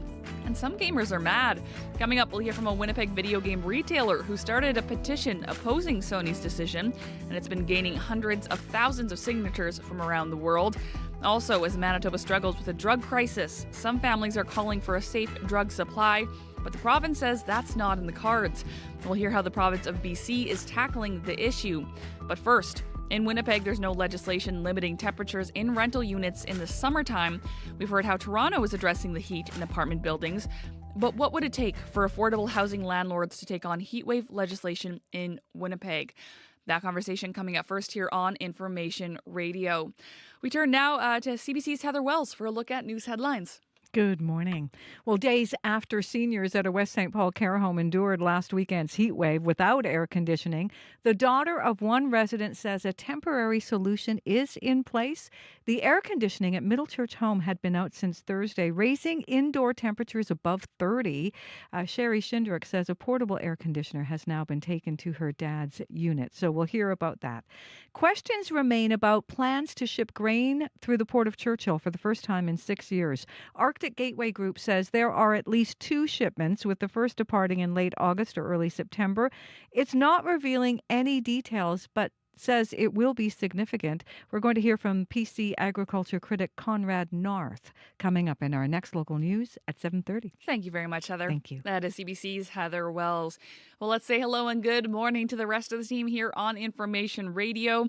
Darren Morash is our YouTube live stream producer. Abby Adiemi is our technical producer. Also keeping an eye on this rainy morning here in Winnipeg. It is a rainy one. Looking at southern Manitoba this morning, we're dealing with more like cool, wet conditions, and active storms are present in some areas. While if you look up north, we still have thick wildfire smoke blanketing the central part of the province into part of northern Manitoba this morning. So regions there really seeing poor air quality, reduced visibility, and of course some areas also dealing with the heat warnings as it continues around the Lean Lake area. We're looking at temperatures close to 30 degrees in that part of the province. Here in the city, we are already starting the day with light rain, temperatures hovering between 19 and 22 at this time. We're heading to a sticky high of 25, though with the humidex factored in, it will be feeling like 30 despite the rain we're having. So expect there's a good chance of stormy conditions to continue into the evening period, and then we'll see some clear conditions tomorrow. And that's what we're seeing across the south. Earlier, Brandon saw some thunderstorms, but now it's more like steady rain falling in that part of the province, and we're seeing temperatures between 18 and let's just say 18 and 20 across the southern part of the province. But up north, it's more about smoky conditions and the heat. Winnipeg, rainy, windy, 19 at this time, sticky afternoon ahead. All right, thank you, Abby. Thank you. Turning now to show director Corey Funk. Good morning. Good morning. Yes, a new highway closure just northwest of Brandon. As of 5 a.m. this morning, Grand Valley Road, also known as Highway 459, is closed due to flooding. That's the stretch of highway there that connects Highway 1 and Highway 10, just northwest of Brandon. So avoid that if you can. Other than that, though, pretty quiet commute overall here in Winnipeg. And of course, still some localized closed highways in the Parkland region due to flooding. So check Manitoba 511 before you hit the road. If you do see anything else going on, if you want to let me know about it, either you're walking, biking, driving anywhere in the province, give me a call, 204-788-3093.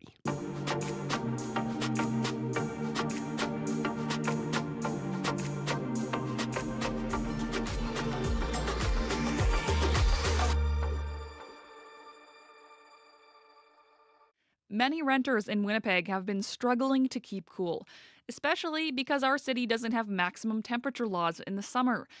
Steph Shaver lives in an apartment on Langside Street in Winnipeg's West End. She spoke to CBC's Cam McLean. Well, it's really hot. I'm sure everyone here can feel it. It's, you're sweating, dripping. We can't have the windows open right now. We just had a notice put under our door yesterday that the screens are being replaced, so windows are staying shut. It's pretty balmy. I've been having trouble sleeping at night, just doing everyday tasks. I basically need to bring my fan around my apartment with me right now, so it's been a little bit rough. Yeah, and so do you know what temperature it is in here right now? I have a thermometer in my room. I could go check, but it feels probably 40. Yeah. How long has it been like this? Oh, well, it's been this hot all summer for me. I got an AC, I can't afford a super big one right now, so I have one that maybe heats up a room. I've been putting it in my bedroom right now, but I work from home, so I'm in this room and I basically have to rely on my fan to just, keep cool and comfortable during the day. So it's just regularly pretty hot, yeah. As we've been hearing on our show, Toronto has maximum heat regulations for apartment buildings, and they're looking to expand it even further. What if Winnipeg did the same? Christina Masnino is the executive director of the Manitoba Nonprofit Housing Association, and she joins us in the studio. Good morning. Good morning. Thanks for having me. So what would it mean for nonprofit housing groups to have to provide cooler spaces for tenants in Winnipeg? What if this was adopted here? Yeah, it's a great question. Nonprofit housing organizations tend to provide housing to the lowest income Manitobans. So they've been set up by a volunteer group who cares about housing need, and typically that's based on affordability. So they really work to keep rents as low as possible, and the government typically subsidizes them in order to do that.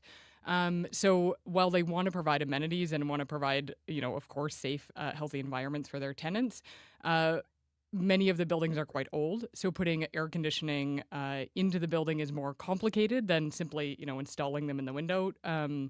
So there would be a cost involved, and that cost has to be borne by someone. And if the tenants are low income, ideally it's not borne by them because they wouldn't be able to afford that. Right. So it would mean a need to invest in order to keep rents low while also improving the buildings. If Winnipeg were to introduce this, what sort of funding would be needed? Would it have to come from the nonprofits? Would it have to come from government? Where would you kind of be looking for that support? We'd, of course, want government, and in particular, the governments that care about energy efficiency. So in the past, the federal government had some really good programs around improving energy efficiency in buildings. Those programs ended about a year ago.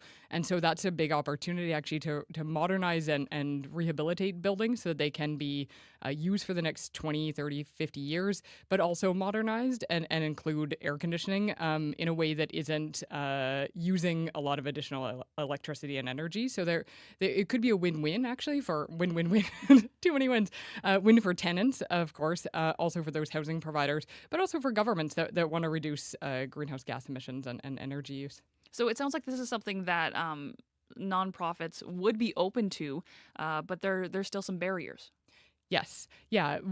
Nobody wants anyone to get sick or to be suffering in the heat. And nonprofits tend to serve about half of nonprofit housing, social housing in Manitoba is actually geared to seniors and often isolated seniors. So those are the folks who actually are most at risk when it comes to heat waves because they tend to be unable to get out of the house sometimes. They don't have people checking in on them. So we want to be able to provide good, cool, safe units for them and would need some support in order to do that. As extreme heat events become more common, what responsibility do you think governments should have and housing providers should have in terms of ensuring safe indoor temperatures? I think if we don't ensure safe indoor temperatures, ultimately we all pay the cost, right? Like there are hospital and emergency room costs; those are on the extreme end. But we want to be able to continue to live safe and healthy lives, to be able to thrive, to be able to, as the tenant saying, work out of her home. Right. A lot of people work from home these days. Yeah. So they need a place where they can work. So. And so governments do have a responsibility. Housing providers also, of course, have a responsibility. And so regulations would actually put more responsibility on housing providers. I don't speak for private market landlords. I imagine they'd have similar concerns around the cost and needing to raise rents. Nonprofits typically try to keep rents as low as possible all the time, no matter what. Private landlords, it really depends. So you'd want some way to protect tenants if those regulations came into play, so that they're keeping temperatures safe isn't at the cost of them not being able to afford their rents. Right. So this would be a fairly difficult thing to implement in nonprofit housing unless there was some sort of guideline or structure put out by governments. Is that what you're saying? Yes, it is. As someone who's not a building person, it's surprisingly complicated. So the buildings, nonprofit housing was often built in the 1980s and 1990s when the federal government had a lot more funding programs for social housing, and so that means that the buildings don't have they might need landscaping, so that if it's a window AC unit, it's not then flooding the building with the you need things to be able to keep the window safe. You need to upgrade electricity and electrical in the building. It's sometimes. We get, because we're the Nonprofit Housing Association, we get calls from people from Manitoba Housing thinking we're Manitoba Housing, and every so often they'll say, "Why can't my landlord isn't letting me put an AC unit? Why can't I do it?" And often the answer is more complicated than you would expect. Right. And it is important to protect those buildings. You don't want to have AC at the expense of all the power going out of the building, the elevator not working. So those things need to be planned out and then implemented in a good way. Right. It's a lot more complicated than you would first expect it to be. Yes, but it is ultimately it's an opportunity.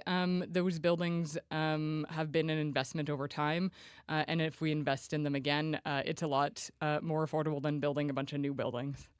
What would you say to a tenant who's in nonprofit housing who might be struggling to stay cool in their home right now? Make sure you speak to your landlord. Talk about what opportunities there might be.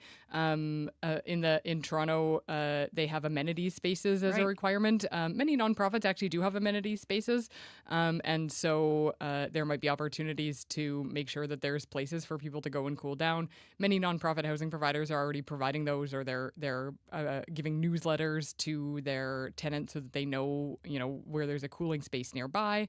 But do talk to them and try to build a collaborative relationship. No nonprofit landlord wants tenants to be suffering in their building, but also understand that there might be real reasons why they can't simply install AC tomorrow. Christina, really appreciate your time this morning. Thank you for joining us. Thanks for having me. Christina Masnino is the Executive Director of the Manitoba Nonprofit Housing Association. I'm Michelle McDougall, your local reporter for CBC Manitoba in Brandon.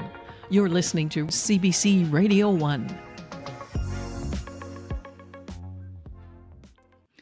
Winnipeg musician Rain brings a soulful baritone to his songwriting. He will be performing live at the Winnipeg Fringe Festival today, July 16th at noon in Old Market Square. Take a listen. This is Rain with City Lights.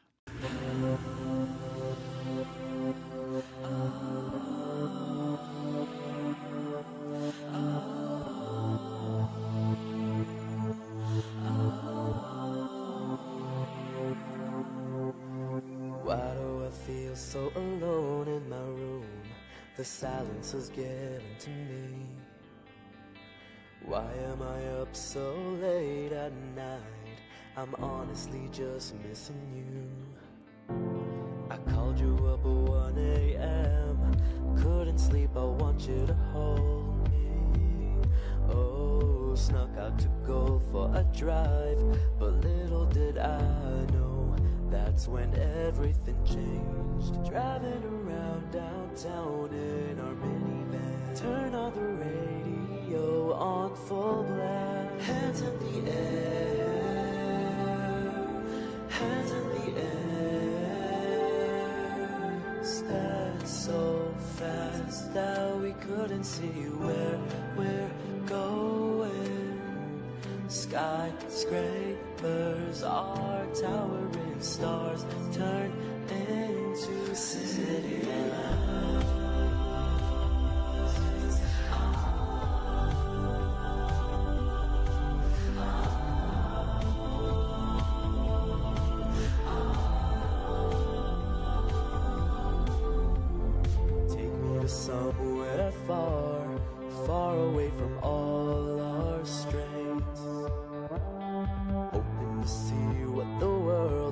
store. Just hold on tight. Speeding down Route 65, wind on her hair, so I want you to kiss me. Wrapped around in your arms, but little did I know that's when everything changed. Driving around downtown in our minivan, turn on the radio on full blast. Hands in the air, hands in the air. Sped so fast that we couldn't see where we're going. That is Rain with the track City Lights. You can catch him live at the Winnipeg Fringe Festival at Old Market Square today. Well, time is 7:25. Time to say hello to Scott Reguer with your CBC Sports News. Good morning. Hey, Chloe. So what did you make of the World Cup semifinal between Argentina and England? Well, let's just say, Chloe, that unlike the stultifying semi between France and Spain, which at times I couldn't wait to end, yesterday's semi was one that I never wanted to end.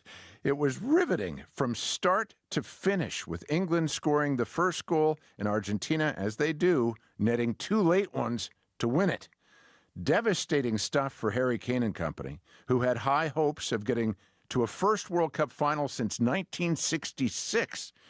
Hockey fans will note it was all very Maple Leaf-like, a team at the epicenter of its sport, collapsing when the going gets tough. Although, to be fair, the Leafs' championship drought only goes back to 67. As for the Argentines, they're at their best when the stakes are highest. Here's their coach, Lionel Scaloni. It's hard to put into words. My voice is breaking because it shows so many things about the group, about their brotherhood, about never giving up and fighting until the very end. I believe that this team plays at its best when it's under pressure. And when we're under pressure and the opposition hesitates just a little, that's when we smell blood. And we'll go do whatever it takes. I think that's it. I'm so grateful to the players. Without them, it's impossible. One player in particular shone at the end of yesterday's game. But Lionel Messi wasn't scoring goals this time. He was assisting on them, with passes first to Enzo Fernandez and then to Lautaro Martinez that ultimately decided things. And so Argentina, Chloe, in what should be Messi's final game for his country, take on Spain in Sunday's final. Scott, is there any doubt at this point that Messi has been the World Cup's top player? I think after yesterday's performance, it's inarguable. Messi now has 4 assists, which is second most at the tournament. His 8 goals give him the co-lead in that capacity. Few would bet against him scoring another in the final Sunday to claim the Golden Boot Award potentially. It's astonishing stuff for a guy whose next birthday will see him turn 40. But the reality is, Chloe, Messi's body is probably younger than that. His career has been relatively injury-free, and it's not like he's prone to overexertion. FIFA's tracking devices show Messi does more walking around during matches than any other player at the tournament, goalies aside. Messi says it's been that way since he suited up for his boyhood club in Argentina. Even though things changed now, I remember at Newell's when they used to make us run laps around the whole complex 2 or 3 times a week. I would hide. Running without the ball wasn't my thing. They knew the kind of player that I was, and I wasn't going to change. That's how I played. Given that measured approach and how he has dominated at this tournament, Chloe, there has to be at least a chance that Messi suits up for the next World Cup. Remember, it will be the 100-year anniversary of the tournament, and one of the opening matches will be in Argentina. Now, it seems unthinkable, given Messi will be 43 when it all takes place, but Messi has made a career out of the unthinkable. Lastly here, not all of the headlines Messi and Argentina were making yesterday were positive. No, during post-match celebrations, the team held up a banner reading, "The Falkland Islands are Argentine." The British-held islands were invaded by Argentina in 1982, triggering a 10-week war won by the UK. British Business Secretary Peter Kyle says the banner is unacceptable. It was entirely inappropriate. Politics needs to be separate from football. In fact, the World Cup has one of its central tenets that politics is separate from football. We are very clear that we expect FIFA to undertake an investigation into this. It was such an egregious violation of the rules of not having political activity as part of the football. So I think we can expect that investigation to unfold, and it certainly should do. It was entirely inappropriate. It'll be interesting to see, Chloe, whether there's any punishment doled out by FIFA. There is precedent. In 2014, a Korean player held up a similar banner and was banned for 2 games. So we'll see. In the meantime, some good hockey news. Jets signed Cole Perfetti to a new contract, 5 years at $6 million per for a top 6 forward. Pretty good value. All right, looking forward to all the seasons to come. Thanks, Scott. You bet. That is CBC's Scott Regehr. It's time now for your CBC local news. This is CBC News. Good morning. I'm Heather Wells in Winnipeg at 7:30. We've got a little bit of light rain out there. It is 19 degrees. We do have a risk of a thunderstorm later in the day, a high of 25, the humidex at 30. A Manitoba woman who lost her 22-year-old niece to a fentanyl overdose in 2018 is calling for an alternative to toxic street drugs. Tammy Talyu wants those who use substances to have access to a safer supply of pharmaceutical-grade drugs.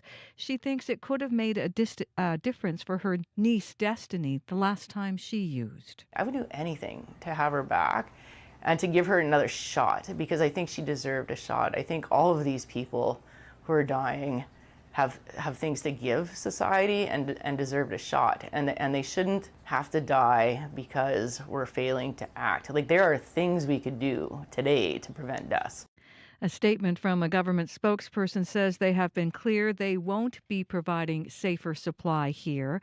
It went on to say, in part, they are expanding harm reduction supports like drug testing machines. You can hear more on this story coming up in this next half hour right here on Information Radio.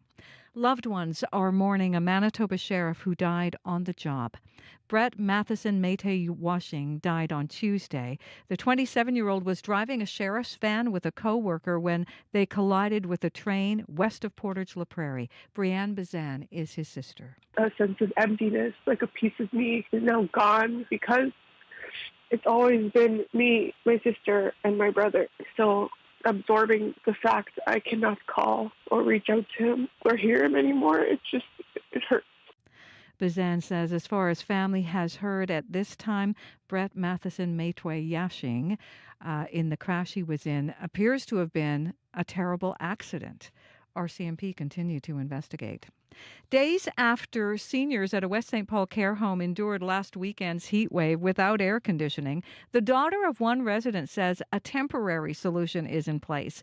The air conditioning at Middle Church Home had been out since last Thursday, raising temperatures indoors above 30 degrees. Sherry Schindruck says a portable air conditioner has now been brought into her 84-year-old dad's unit. It definitely was noticeable. He was comfortable to lie down. He said he felt more comfortable in his room. I think he needs to catch up on some sleep because he's been lacking that with the temperatures. The province says multiple large industrial air conditioning units were brought into Middle Church to bring those temperatures down. It adds the facility's waiting on a replacement part before it can fix the building's air conditioning. For a second day, Environment Canada has issued air quality alerts for parts of Manitoba and Ontario, all due to hundreds of wildfires burning in northwest Ontario. The smoke is spreading far to the south. You can hear more on how far and the impact coming up on World Report at 8. Questions remain about plans to ship grain through the Port of Churchill for the first time in 6 years. Arctic Gateway Group says there are at least 2 shipments, with the first departing in late August or early September. It's not revealing any details, but says it will be significant. PC agriculture critic Conrad North says while this is good news, the lack of detail raises questions. Who are the sellers of product? Who are the buyers of those products? And how do we see that coming together? Because right now we're not hearing of any private investment. There's also no word on proposed upgrades to the Hudson Bay Railway, which would include rebuilding the rail bed for heavier loads. The engineering has yet to be done. And the study into the feasibility of year-round shipping isn't finished. The NDP government declined requests for an interview yesterday. Winnipeg City Council gathers today for its last meeting before its summer break, the second last before October's civic election. One item on today's agenda is a funding dispute over the city's tree planting program. A city report recommends shifting $1.2 million from the Urban Forest Renewal Program to fund upgrades at Assiniboine Park Zoo's Journey to Churchill exhibit after the province ordered the city to make that change. But following public backlash, Mayor Scott Gillingham says he will introduce a motion to restore the tree planting funding while keeping the zoo project funded as well. Winnipeg's first pedestrian scramble won't be a permanent feature. The city has decided not to continue the pilot project at the corner of King and Bannatyne. The scramble crosswalk stopped vehicle traffic in all directions at the same time, so pedestrians could then scramble all across in any direction at once. Public Works Chair Janice Lukes supports ending the project. We don't have enough pedestrian volume at any intersection to actually support the benefits of what a scramble can really do. It was a nice experiment, investigation, lessons learned. The city says it has no plans to test pedestrian scrambles at any other intersections. You can find the latest news updated throughout the day at cbc.ca/Manitoba. Thank you very much, Heather. Thank you. That is CBC's Heather Wells.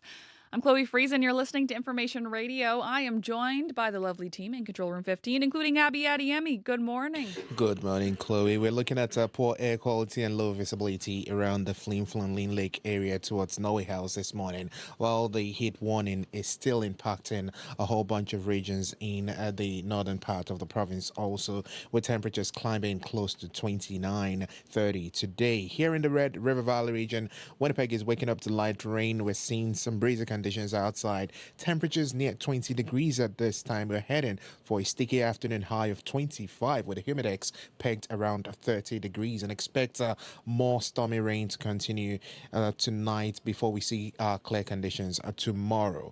Moving south, the Pembina Valley region, Morris and nearby areas, we're seeing light rain there also. 18 degrees at this time, aiming for a muggy high close to 26, 27 with a humidex near 35 degrees and a good chance of showers in that part of the province. We head to the western part of the province. Brandon is also seeing light rain at 16 at this time. It's going to stay cloudy and more rain on and off for that part of the province with highs around 24. Towards the Parkland region, Dauphin is cloudy at 15, heading to a warm high of 23. A good chance of showers in the forecast there. Gimli is wet with light rain at 18. Stormy showers in the forecast for rest of the day, also a high of 24. In the central region, a smoky, cloudy morning keeps the power Flin Flon. Temperatures around 19 at this time, rising to a warm high of 27. Near Norway House, we see widespread smoke in that part of the province. 16 to start before you hit a hot high of 28 today. Then further north, Thompson is sunny at 17, while Lean Lake is misty at 16 under this heat warning, both heading to a hot smoky high of 29. Around the Gillam area, mostly cloudy skies we have there, 12 degrees, climbing to 28. And then far north, we're seeing Churchill, mostly cloudy, 11, climbing to 23 today. So down south, it's cool and wet. Up north, we have heat and smoke in the air. Winnipeg, 20 outside, heading for a high of 25. All right. Thank you, Abby. Thank you. Turning now to show director Corey Funk. We've got some highway news regarding flooding. Yeah, another western Manitoba highway closed now, just northwest of Brandon, like right almost in town there. So we're talking about Grand Valley Road, Highway 459 from Highway 1 to Highway 10. Closed right now due to flooding, so avoid that. Other than that, though, of course, still lots of highways closed in the Parkland region.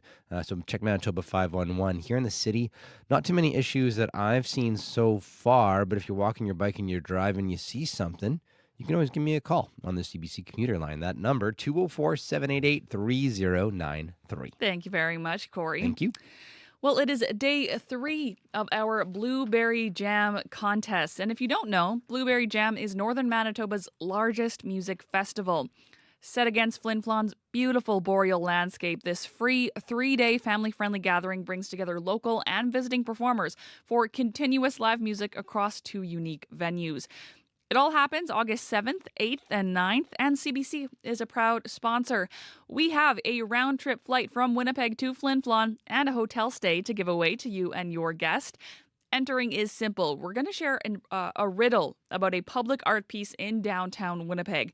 If you know the answer, email win@cbc.ca, or you can call the listener line at 204-788-3205.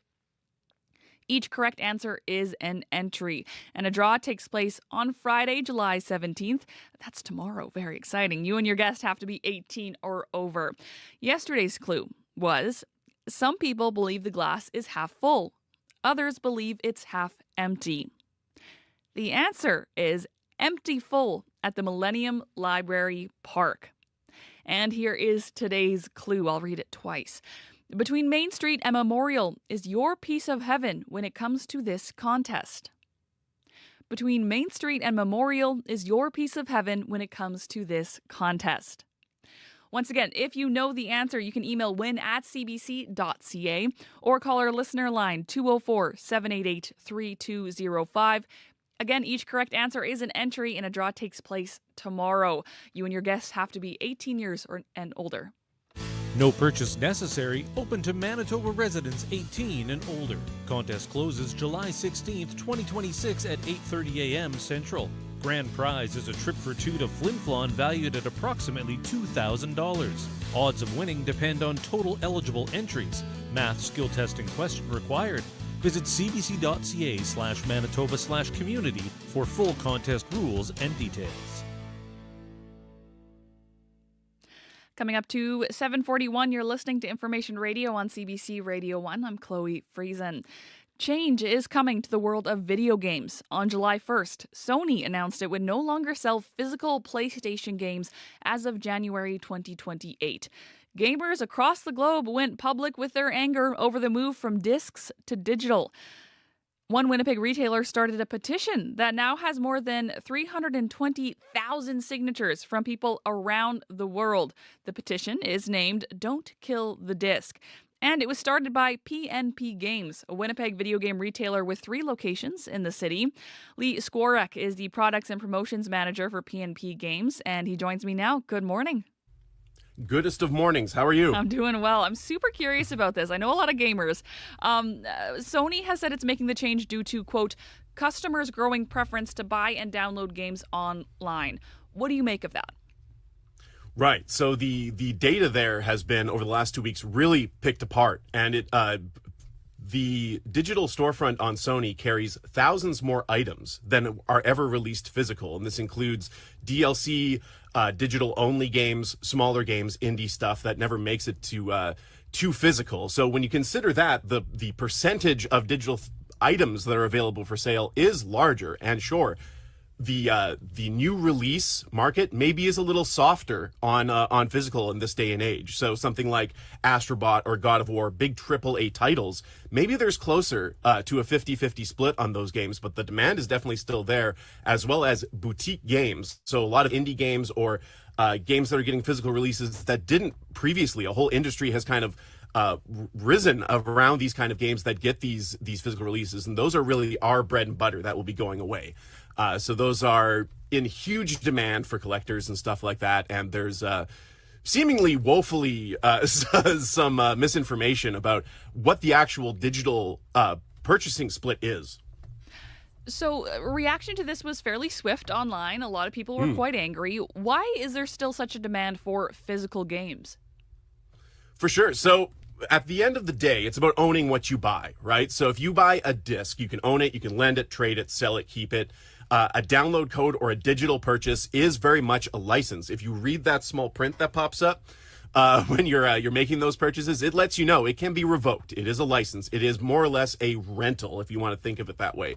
Unless you own that actual disc, you don't own it. If licensing changes, if they need to pull something from the store for any reason, you're left out. You no longer have that thing. Right a week before Sony actually made this announcement on July 1st, not only did we have GTA 6 confirming they would just be a code in box with no physical product, but also that Sony would be forcibly removing 500 TV shows and movies from people's accounts that they paid for, with no recourse of getting a refund or some compensation for that. So there is a precedent with digital purchases being something that you don't really own.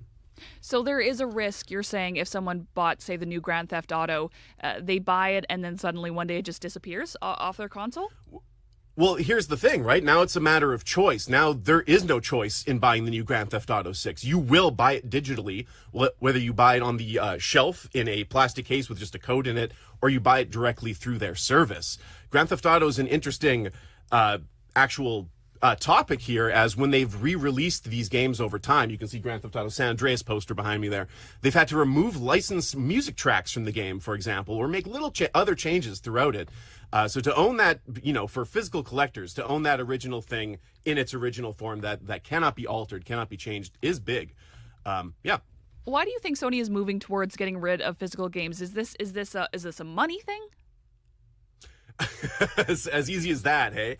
So we definitely know that physical isn't dead. We know there is a man. There's 300,000 signatures, and they represent just the tip of how kind of people are feeling about this move. And if you read the comments, you look at some of the videos on the petition, you really get an idea of the word I like to use is a betrayal, in that Sony in 2013 kind of won over the competition, over Xbox, by saying you get to keep your games forever. While Xbox was moving towards a digital rights management and having to check in on the internet all the time, Sony said, no, you pop a disc in your console and it goes. And that really spoke to people at that time and has made them the leader in the clubhouse for 2 generations. So for the rug pull to happen on July 1st, where it's just like this ecosystem you've bought into, that you've trusted all this time, that's going away in the way you think of it. You will now only purchase digital. We think that's best for you. When the demand for physical is still there, we just want the choice. The petition has gotten us a lot of attention, over I think 320,000 signatures at this point. Yes, currently. What is it asking for in particular?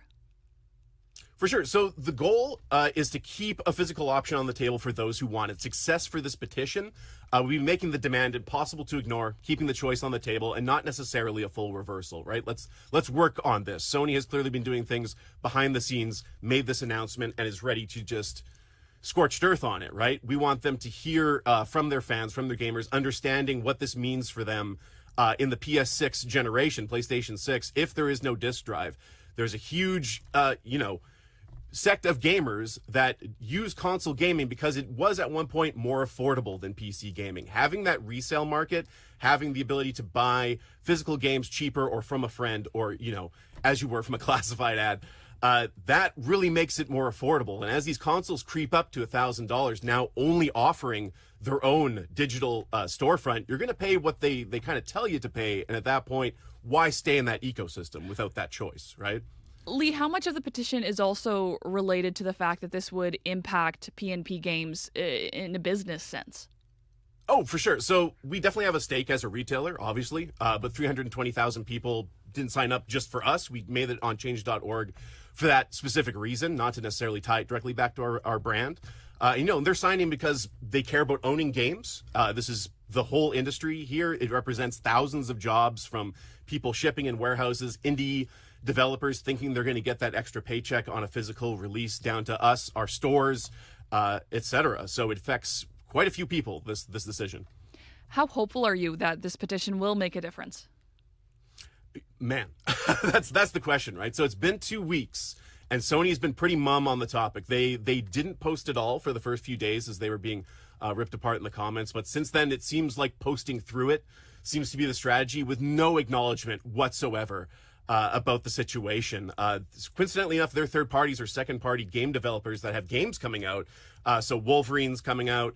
God of War Lofi was confirmed. These studios are saying, hey, just so you know, our game is still coming on a disc. So it seems like a little bit of disconnection, or not dissension per se, but this announcement apparently took everybody by surprise, including those in the industry or those working on games for PlayStation. Completely blindsided them. Lee, this is fascinating. Thank you for bringing it to our attention. And we'll probably check back in, hopefully, when you get some news about something. Yeah, please. Absolutely. In the meantime, sign that petition. Don't kill the disc on change.org. Support us, pnpgamesonline.com. Support your local video game mom and pops. We carry it all. We have the nostalgic stuff as well. So don't worry so much about us. We're not sweating it. We've diversified. We carry the old games. We carry collector's items. You're always going to find something cool at PNP Games. But in the meantime, This is going to affect your digital ownership. This is going to affect how you own the things you buy. So pay attention to it, because it's video games today, but vinyl, CDs, Blu-rays, books, if there is a precedent here set that digital or subscription services is the way we should own our media, quote unquote, going forward, that's awful. We're all going to be have-nots. We're not going to have anything to hand down to our kids. You're not going to be able to find that movie you wanted to watch from your childhood. Let's wake up here and sign this petition, people. That is Lee Skorek, Products and Promotions Manager for PNP Games. Now, CBC did reach out to Sony for comment on the petition, but did not receive a response in time. In their announcement about the future changes to their PlayStation games, Sony said the decision comes, quote, as consumer preferences and the broader entertainment industry continue to shift away from physical discs to digital. Sony also said, quote, this transition has no impact on games that already released or will be releasing prior to January 2028 in disc format. We gonna play the game, the PlayStation all day, with Metal Gear Solid to Tekken 3, and from Omega Boost to Resident Evil, just play for the fun, cause we got it going on.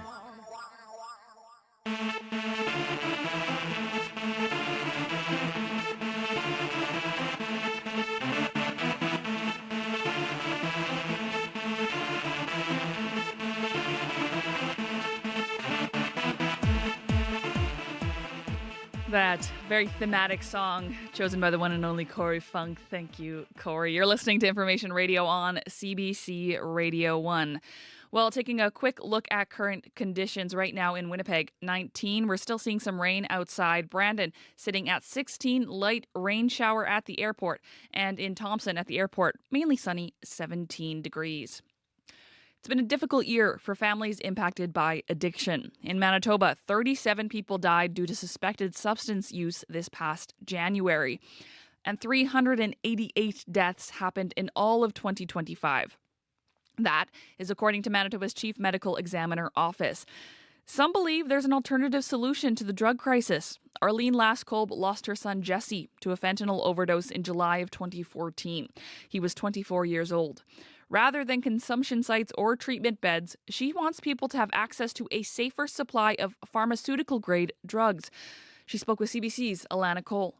What about the mother whose child is just leaving treatment, who's successfully done treatment, and there's high hopes, and 2 days later, 3 days later, they're gone because something happened and they went to the street? Wouldn't that parent want to know that their loved one has another choice? We've taken dignity out of this, and parents are feeling devastated, lost. How do you say to a family, well, hopefully your child doesn't die before you come up with the $35,000 it'll cost you for treatment? So when people say, oh, you just want to give them drugs, I say, yes, actually I do, because that's what's happening already, and people are dying from that. Okay, so if it's regulated and done that way, then perhaps one day we'll move forward and past stigma and towards all types of treatment. That was Arlene Laskolb speaking with CBC's Alana Cole about why she believes in a safe supply of drugs for those suffering from addiction. At this time, the Manitoba government says it's not considering providing safe supply as an option, but other provinces like British Columbia have programs like this in place. Dr. Paxton Bach is an addiction medicine physician at St. Paul's Hospital in Vancouver and the co-medical director for the BC Centre on Substance Use. He joins us now. Good morning, Dr. Bach. Good morning. What's your reaction to what you just heard Arlene say? I mean, it's a heart-wrenching story. It's a story that we've heard all too often, and it just... that level of grief has become all too common, and I think that we're becoming a little bit numb to that, and that's really it's really a sad thing. Talk us through the concept of safe supply and what that looks like in BC. So I think it's really important to take a step back first and look at the broader context. A couple things came out in that quote. It's really important in the context of a public health crisis that we're doing the basics well. Access to medications and treatment for opioid use disorder must be a non-negotiable. Access to proven harm reduction measures like access to naloxone kits, for instance, must be non-negotiable. So any conversation we're having here around something like safe supply, I think needs to be had in a broader context where we're doing the basics as well as possible. That being said, I think that there's a really strong argument to be made for what that mother is talking about, and that's recognizing that the root cause of the overdose crisis that's afflicting all of North America is not a rise in addiction. There's not more people using drugs now than ever before. It is very specifically linked to the toxicity and volatility and unpredictability of the drug supply. And so there's a really, I think, strong case to be made for us to be talking about how do we address that drug supply itself. And that's where the concept of safer supply comes in. No one is suggesting that using drugs is safe. The safest thing that anyone can do is obviously not be using drugs, and especially not accessing the unregulated drug supply. But can we take some of that volatility off the table, some of that unpredictability off the table? Right. I think there's a strong case to be made for that. There's also a lot of really important considerations to be had when discussing that, though. And in BC, this, according to my knowledge, this looks like a prescription from a doctor. Is that right? Yeah, so in BC, there has been what's called the Safe Supply Program that has been launched. It at its peak accessed about 5,000 people in a province, and the numbers have come down from there. And the way that it's been rolled out in BC, which is just one way that access to a regulated drug supply might look like, has been via physicians, through prescriptions that are filled at pharmacies, and currently, as the policy is being implemented in BC, through witnessed use of these substances in the pharmacies themselves. So people need to go to the pharmacy and use the drugs there, rather ideally than accessing the street supply. What evidence is there so far about how effective this method is? So I think there are two key questions. There is how effective can it be? And there are equally important questions about unintended consequences. The best data that we have now from BC, from Ontario, from elsewhere, does suggest that this is a very viable way of reducing people's risk. It doesn't take risk away. Using drugs in this fashion carries with it a risk, but again, it offers a level of predictability. And the best evidence that we have from multiple jurisdictions does suggest that it strongly reduces somebody's risk of overdose death. The flip side is the question on unintended consequences. And in BC, we have seen some of those, including lots of what's called diversion or sharing of these medications or substances with people who have not received the prescriptions. There's been some safeguards put in place more recently to try and reduce those rates of diversion.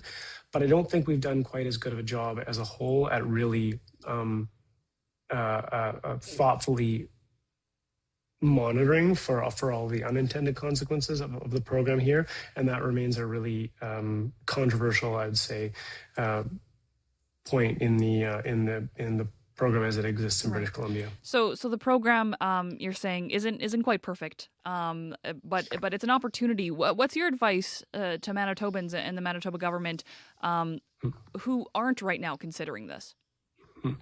I mean, like I said at the beginning, I think the very first thing to talk about is making sure we're doing the basics well. And unfortunately, in most jurisdictions in North America, I don't think that's necessarily the case. So making sure that we are doing all of the things that we can, that we know are evidence-based, effective ways of reducing people's risk as best as possible. That being said, that's still not sufficient. It's not enough, and that was really highlighted in that story that we heard in the beginning. And so, I can't tell anyone whether something like safe supply is necessarily necessary or appropriate. But I think that at this point in a public health crisis, as you mentioned, there's every single day somewhere somebody in Manitoba is dying of an overdose. It behooves us to be really open and really thoughtful about any and all possible interventions, and really sit down and talk in a thoughtful and sophisticated way about how we can reduce that risk and how we can reduce those rates of overdose death. I really appreciate your time. We are running out of time here, but thank you for joining us. Okay, thanks for having me. Quickly here, in a statement to CBC, Manitoba government spokesperson says it has been, quote, very clear that we will not be providing safer supply in Manitoba. The statement goes on to say government is focused on expanding harm reduction supports such as drug testing machines. On cue. Hi, I'm Jill Deacon, sitting in for Tom Power. When Adam Gontier left 3 Days Grace back in 2013, he couldn't have imagined where they'd be today. Adam and the band's other frontman, Matt Walst, are here to talk about sharing the spotlight and being the only Canadian band to have 2 songs with over 1 billion streams. Q, this morning at 10:30 in Newfoundland, and on CBC Listen, or wherever you get your podcasts. Your home, your neighborhood, your town, city, community, your country, your world, your news, your world tonight, every night, 7 days a week on CBC Radio 1, on demand on the CBC Listen app, and everywhere you get your podcasts. This is World Report. Good morning, I'm Marcia Young. Wildfires are burning in northern Ontario and the smoke is traveling south. Air quality warnings have been issued for much of southern Ontario. The Greater Toronto area has been blanketed by a smoky orange haze, and Toronto's air quality is ranked among the worst in the world. The CBC's Linda Ward joins me now live in studio. And Linda, what are officials saying about the air? Well, the air, of course, out there soupy and thick. This as residents of several First Nations communities in northwestern Ontario are fleeing those forest fires, and that smoke is blowing south, reaching some northern U.S. states as well. Detroit right now ranks worst in the world for air quality, according to IQ Air, followed by Toronto. Environment Canada's orange and yellow air quality warnings stretching across much of Ontario and parts of Manitoba. Windsor, Thunder Bay, Sault Ste. Marie lodging a 10+ or very high risk in the forecast today. Toronto and Sarnia at a 9. And these air quality warnings are expected to last until those winds shift tomorrow. What's the advice for people in these affected areas? So the advice is always limit your time outdoors. We always say the elderly, the young, the pregnant are most at risk. But when it's this bad, doctors say everyone's health is really at risk. Dr. Edward Gia is an emergency doctor and representative of the Canadian Association of Physicians for the Environment. He says wildfire smoke is basically a toxic cloud of pollutants. It contains carbon monoxide, nitrogen oxides, carcinogens, and microscopic particulates that can be especially dangerous, including what's called PM 2.5. They enter our bodies when we breathe, and they cause systemic inflammation, or what's called oxidative stress in the body. Environment Canada says air filters can help, so can N95 masks. Keep your windows and doors closed as much as possible and reschedule those sports, activities, events, camps, all those things the kids are at right now. Watch for symptoms like eye, nose, and throat irritation, headaches, or cough. And if you experience wheezing, chest pains, or severe cough, you need to see a doctor. All right, thank you, Linda. You're welcome. The CBC's Linda Ward in studio. More than 180 wildfires are burning across northern Ontario. Several homes and buildings have been destroyed by a fire on Collins First Nation north of Thunder Bay. And some people are being flown to Toronto, but there are concerns. Sol Mamakwa is the local NDP member of provincial parliament. We should be prepared to house, 5,000-6,000 people. Maybe it's 10,000, depending on what this summer looks like. It's only mid-July, and so it's important that they get those wraparound services and at these places wherever they go. Hundreds of firefighters and water bombers have been called to fight the wildfires. The Assembly of First Nation is wrapping up its annual general meeting in Ottawa today. Federal ministers are expected to address the AFN this hour. They will review the federal government's plans for on-reserve services, public safety, and infrastructure projects. But First Nations leaders want them to make another commitment. As Olivia Stefanovich reports, they want residential school denialism to be criminalized. This country perpetuates hate crimes. Ever since the recent announcements of suspected unmarked burials near former residential school sites, First Nations say they've been inundated with demands for evidence and backlash. Garrison Satie is Grand Chief of Manitoba Kiwetinawi Ogimakinak. This is not acceptable. The Assembly of First Nations adopted an emergency resolution this week calling for speech that denies the harms of residential schools to be criminalized. The AFN is also calling for the sites of potential unmarked graves to be protected, within months of announcing 215 possible remains of children at the former Kamloops Indian Residential School site in 2021. To Kamloops Shishwetmik set up 24-hour security. It was because somebody showed up with a shovel. Chief Cookbee Roseanne Casimir says an investigation into the potential remains is still ongoing. Olivia Stefanovich, CBC News, Ottawa. Emergency radios crackle at the scene of a fire in Algeria. At least 11 people are dead. Fire tore through an orphanage just outside Algiers this morning. The victims include children. Another 19 people were injured. Algeria has been in a severe heat wave. Hundreds of fires have been reported across the country this week, but officials are still investigating the cause of the orphanage fire. Explosions have reached the Iranian capital of Tehran in this latest round of violence. State media reports the city was hit during a barrage of overnight U.S. airstrikes. It comes as Iran's military command issues a new warning to Washington. Crystal Gomansing reports from London. While calling U.S. President Donald Trump empty-headed, the spokesperson for Iran's military command warned if he acts on threats to strike energy facilities and bridges, regional infrastructure will be smashed. Bahrain, Kuwait, and Jordan are already enduring regular attacks. Iran is bombing its neighbors for housing U.S. military bases. And they're showing that the government is entrenched and in control. Roxanne Farmafarmayan is a senior associate with the think tank RUSI, focusing on international security. She says Iran's economy is suffering and there's a desire to make a deal, but there's a catch. If they are able to put enough pressure on the United States, and the global economy is going to push the United States to the table as well, because after all, Trump has an election coming up. The question is, who will break first, and will it come as a result of a devastating escalation across the region? Yesterday brought multiple waves, including a strike that disabled a commercial oil tanker. U.S. Central Command said the vessel violated the U.S. blockade of Iranian ports. Iran has countered that American interference in the Strait of Hormuz is a red line and will not be tolerated. Crystal Gomansing, CBC News, London. Protesters are on the streets of Kyiv. They're chanting Mikhailo Fedorov's name. He has been fired as the country's defense minister.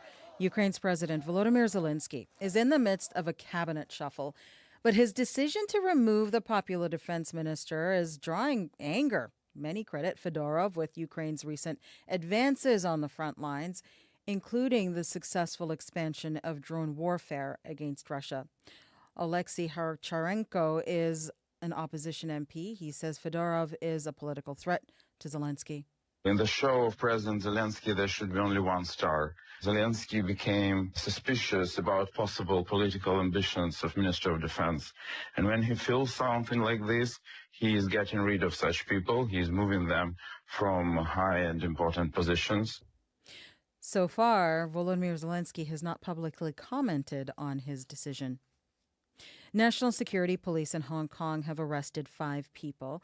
They're accused of selling and displaying books that incite rebellion against the government. Officers seized the items from 2 independent bookstores. Police say the suspects violated the 2024 homegrown security law. They face up to 7 years in prison if convicted. Laura Westbrook reports from Hong Kong. A young woman in handcuffs is led into a police van. Hong Kong's National Security Police raided 2 independent bookstores, arresting 5 people. The city's customs department triggered the raids after intercepting an overseas shipment of books with what they called seditious intent. Police say the publications incited hatred against the government and law enforcement.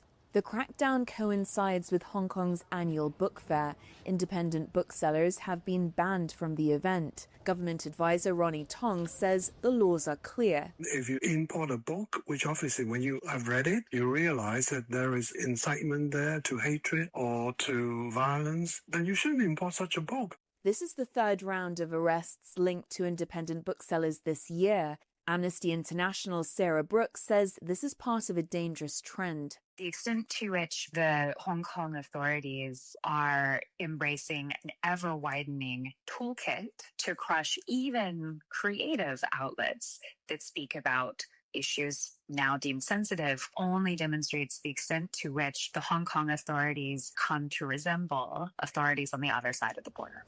Officials maintain the laws are necessary for stability. Critics say they are erasing the freedoms once promised to the city. Laura Westbrook for CBC News, Hong Kong. That is the latest national and international news from World Report News Anytime. CBCNews.ca. I'm Marcia Young.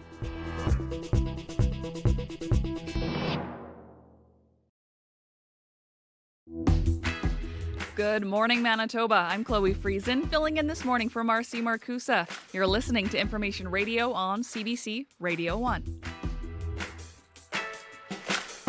89.3 FM, 990 AM on our YouTube live stream or anywhere on the CBC News app. Coming up on the show, liquid adulthood. It's a term that describes what some Gen Zers are experiencing as they age. Instead of the traditional goalposts of a, quote, successful life, like stable employment and home ownership, their life goals may feel fluid or out of reach. Coming up, a Winnipeg sociologist says while the phenomenon is not new, she's still concerned about today's youth. Stay with us.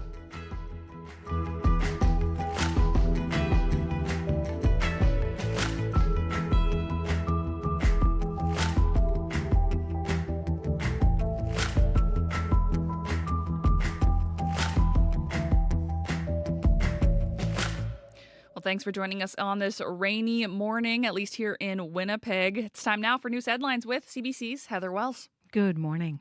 Well, a Manitoba woman who lost her 22-year-old niece to a fentanyl overdose in 2018 is calling for an alternative to toxic street drugs. Tammy Tulliu wants those who use substances to have access to a safer supply of pharmaceutical-grade drugs.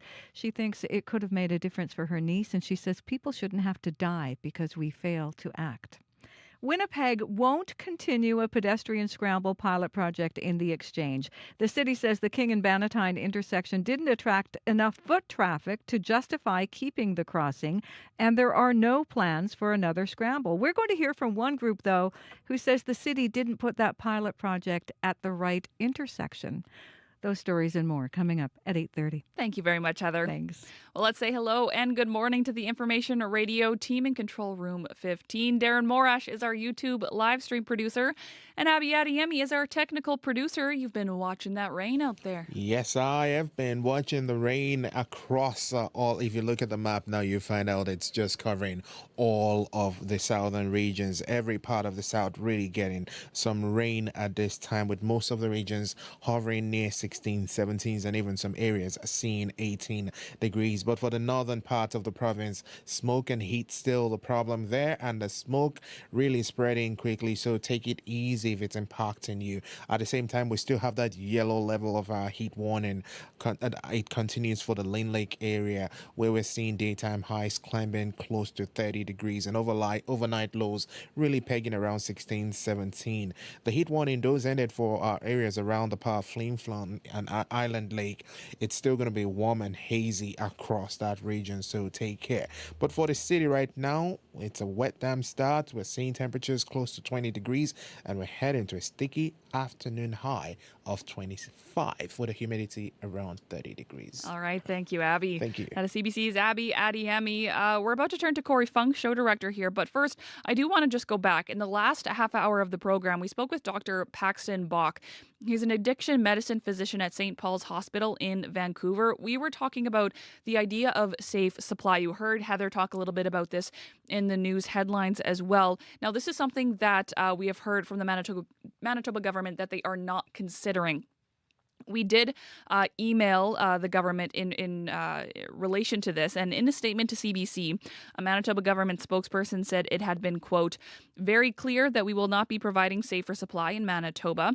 The statement goes on to say, in part, that the government is focused on expanding harm reduction supports, such as drug testing machines. The statement also pointed out that the government's focus is on getting people into housing, and you can find more on this story on our website. I just wanted to go through that statement as we ran a little close to the end of the clock there in the last hour. Corey Funk in the studio now for a quick update on the commute. Hello. Yes, the biggest change to the commute is actually in Brandon. This morning as of 5 a.m., a new highway is closed, Highway 459, Grand Valley Road. That takes you from Highway 1 to Highway 10, just northwest of Brandon, closed because of flooding. So avoid that stretch of highway this morning. Other than that, though, of course, there are lots of flooded highways in the Parkland region. Here in the city, though, in Winnipeg, haven't heard of any major issues yet. But if you're walking, you're biking, you're driving, you see something, you can give me a call on the CBC commuter line. That number, 204-788-3093.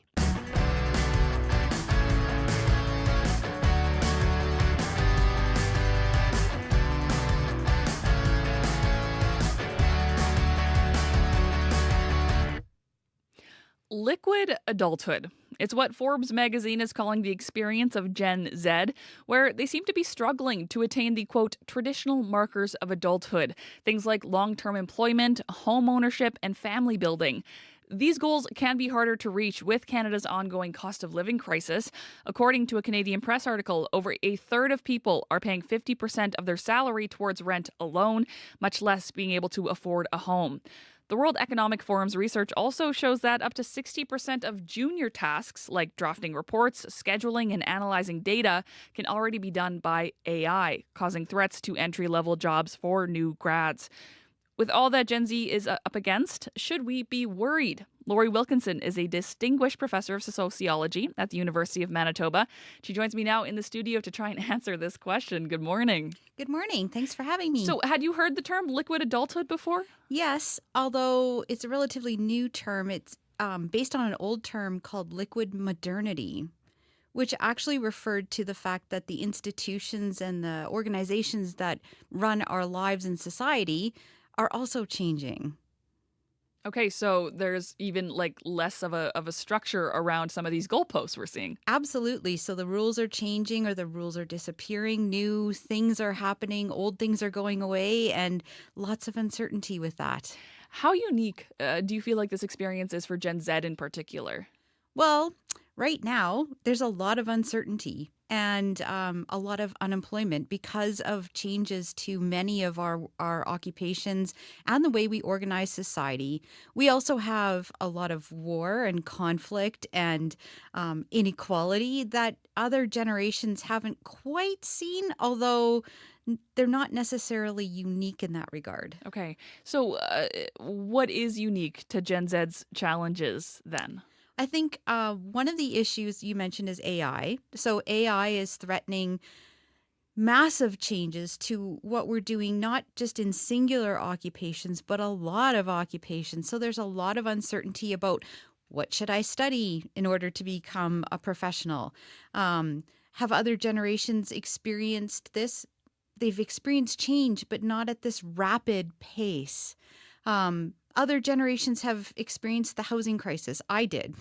I didn't acquire a house until I was almost 40, but that became the norm. And so housing has always been an issue. But if you look at the generations, my parents are well in the boomer generation, and that generation is collectively sitting on approximately 50% of the wealth in our society. That is a little bit new.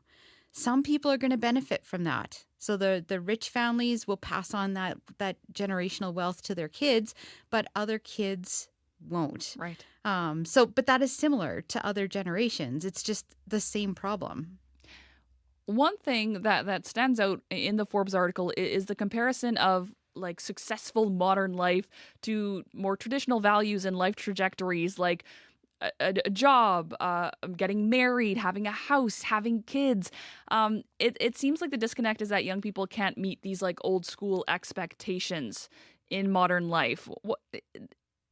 Do you get the same sense? Oh, yeah. And our goalposts are shifting, right? So the average age at marriage is slowly increasing. The average age at first birth of child is slowly increasing.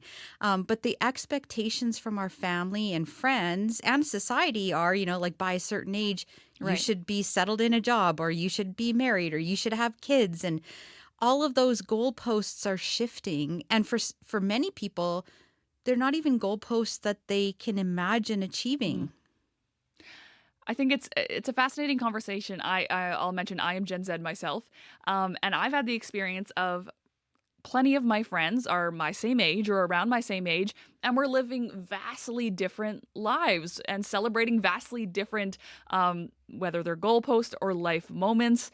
Why do you think that young people are kind of still getting those same messages and expectations of adulthood put on them from, I guess, the people who raised them, like Gen X or older millennials even?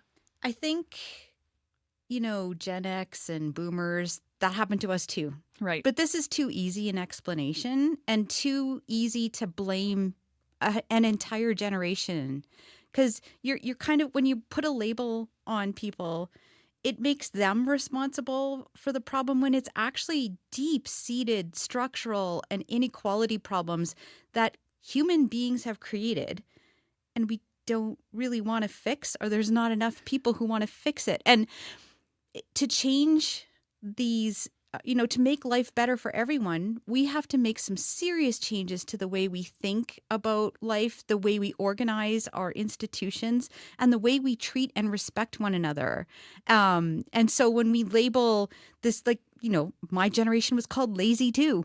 As is your generation. Yeah, but exactly. It's true, right? And we're not lazy. Yeah. I'm not lazy. You're not lazy. None of the people are lazy. What it is the structures are not welcoming to the people who need to be entering them. You need to have a flow of people in and out, and the outflow is smaller because people hold on to their jobs longer, and the inflow is smaller because of AI and crashing economy.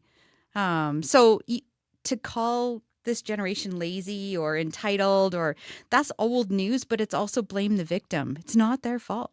So what's your best, I guess, sociologically informed comeback for the Gen Z listeners out there who get those questions like, oh, why aren't you married yet? Why haven't you bought a house yet? Why aren't you meeting these regular adulthood milestones? Why do you have these expectations on me? Why are you putting this kind of pressure on me? Why don't you understand, the entrance into all of these goalposts, or the entrance into a job or into school is so much more difficult these days and fraught with more challenges that are well beyond the control of an individual.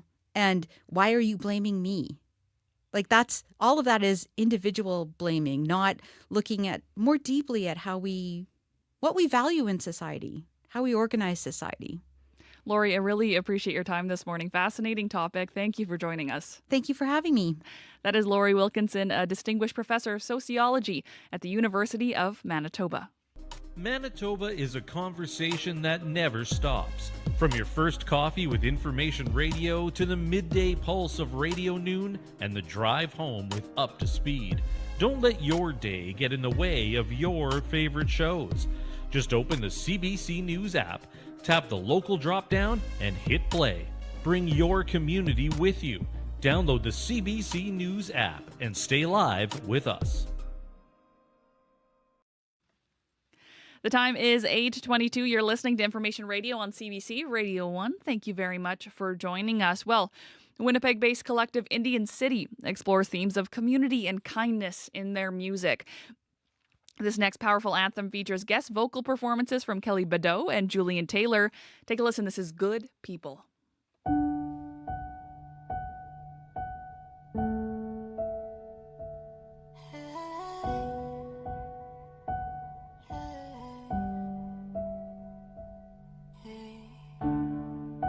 You knew that I was lonely the moment that you told me that you'd always be there, be there.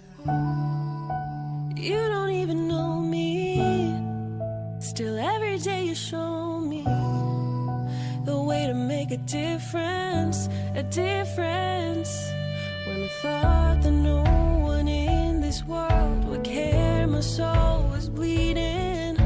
You just showed up like you knew exactly what I needed. I see you, your halo. Good people make good people. I see you, your halo. Good people make good people. No matter where we come from, we've all been kicked around some. But don't let them divide us, 'cause we got love inside us. You don't know you're selfless until someone is helpless. I see your sacrifices, priceless. Heroes come in different shapes and sizes, yeah, they're all around us. You just seem to know exactly what I'm feeling.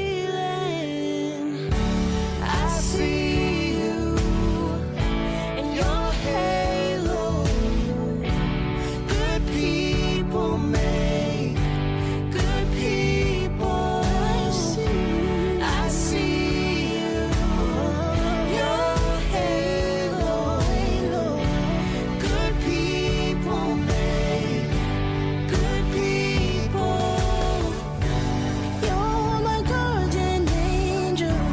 Now the world is safer.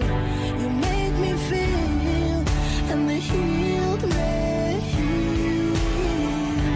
How can it be that a perfect stranger could make me feel so the healed may heal?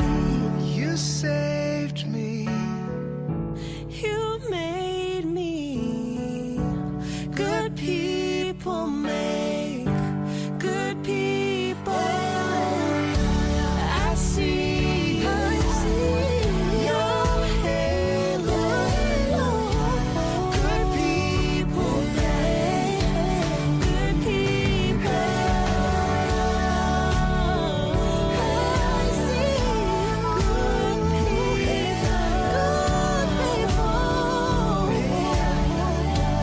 good people.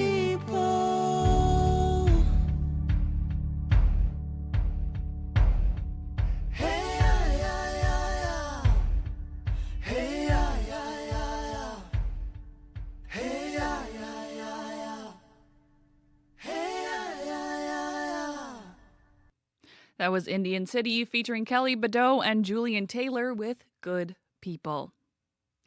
A Manitoba Grand Chief says First Nations shouldn't have to excavate the grave sites of victims to prove that people died in Canada's residential schools. It's one of several issues that came up yesterday at the Assembly of First Nations annual meeting in Ottawa. The Assembly passed an emergency resolution that calls on Canada to criminalize residential school denialism under the umbrella of hate crimes. Here's Manitoba Kiwatanawi Okimakanak Grand Chief Garrison Settee. We're asked if it's possible to exhume graves all over this nation. 133 residential schools. At least 100,000 of our people were in these residential schools. Thousands of them did not make it home. No account of what happened to them, no account of how they died, and no account of where they're laid to rest. And I don't think we should have to prove to anybody what happened to these people, because they are there. And they send us messages telling us they're there. And Chief Kashmir and I went to visit the sacred site. You can tell they're there, right? Feel the power and the energy. For somebody that's not from our communities, that doesn't understand our culture, you cannot understand what that means. But we do. We just don't go into any cemetery and start digging up graves just to prove that someone died. It is disrespectful to our culture. All cultures in our nations are different. They're not the same. The protocols and the ceremonies are different. They're not all the same. So every nation has a right to decide what they should do. And one of the options is to protect these sites from being encroached by denialists and those that just want proof. In Canada, there is no law to protect these sites. In the United States, as soon as a suspected grave, unmarked grave or artifacts, they protect them. In Canada, there is no law.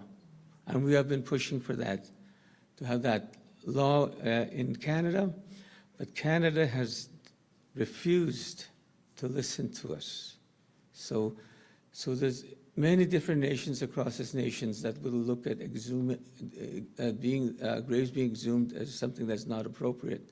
We want to protect them, let them rest there. That was Manitoba Kiiwetinowi Okimakanak Grand Chief Garrison Settee speaking yesterday in Ottawa. It's time now for your CBC local news.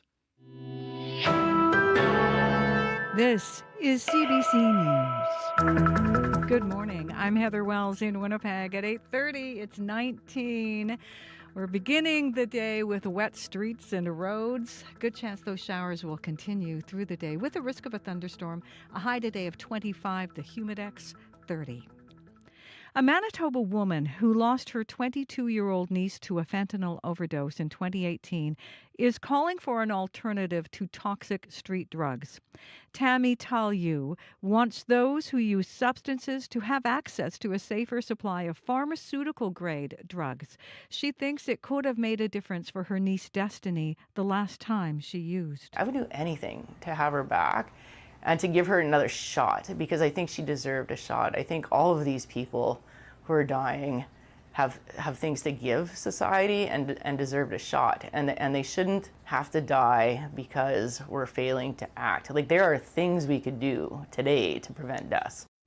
A statement from a government spokesperson says they have been clear they won't be providing safer supply here. It went on to say, in part, they are expanding harm reduction supports like drug testing machines.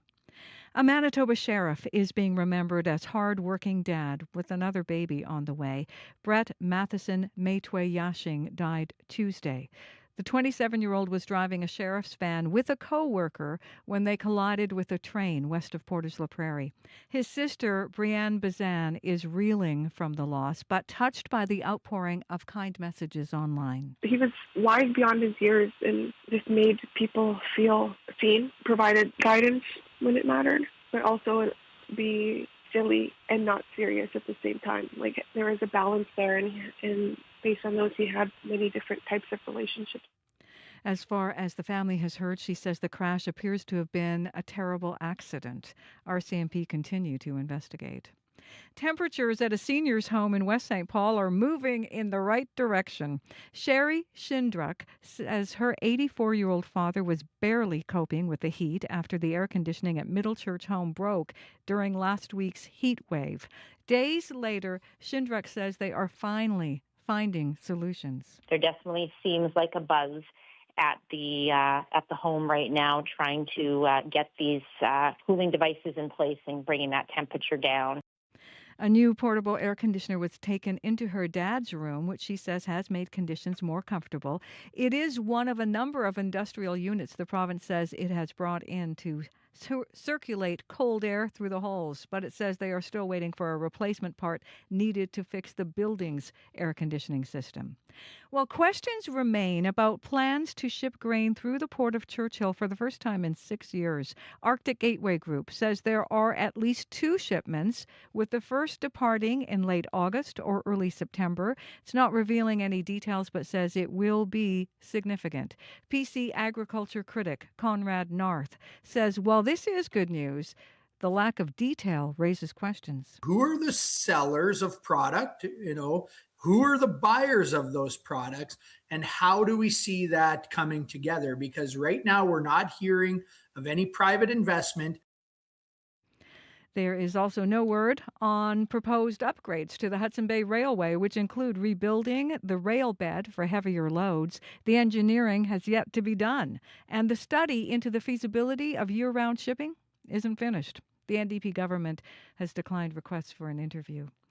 Winnipeg won't continue a pedestrian scramble pilot project in the Exchange District. The city says the King and Bannatyne intersection didn't attract enough foot traffic to justify keeping that crossing, and there are no plans for another scramble. Still, that hasn't changed the mind of one organization that would like to see the idea tested elsewhere. Osborne Village Biz Executive Director Zori Gervais says the pilot was tested at the wrong intersection. It's not designed to be used with two one-way streets. So, of course, that was a failed pilot project. I'm not surprised. We kind of knew that it would be a failed pilot project because it's set up to fail, putting it at an intersection where it's really suboptimal. The city rejected a BIS proposal to install a pedestrian scramble at River and Osborne in 2024. Gervais would like to see the city give that idea another chance. You can find the latest news updated throughout the day. Just head to our website, cbc.ca/Manitoba. Thank you very much, Heather. Thank you.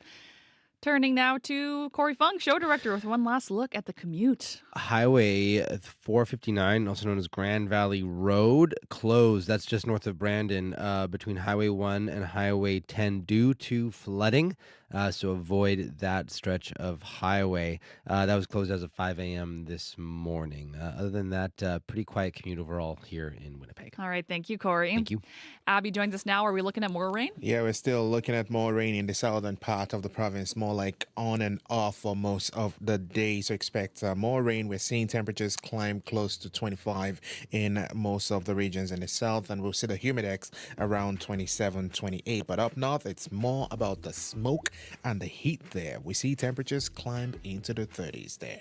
Thank you, Abby. And thank you to the whole team who helped put together today's show. Associate producers Kaylin Monkman, Michaela Van Kooten, Sophia Peralta Barone. Our news team, Heather Wells, Megan Ketchison, and Darren Bernhardt. To our team here in the studio, Corey Funk, Abby Adiemi, Darren Morash, and our producers, Leif Larson and Nellie Gonzalez. Thank you, everyone.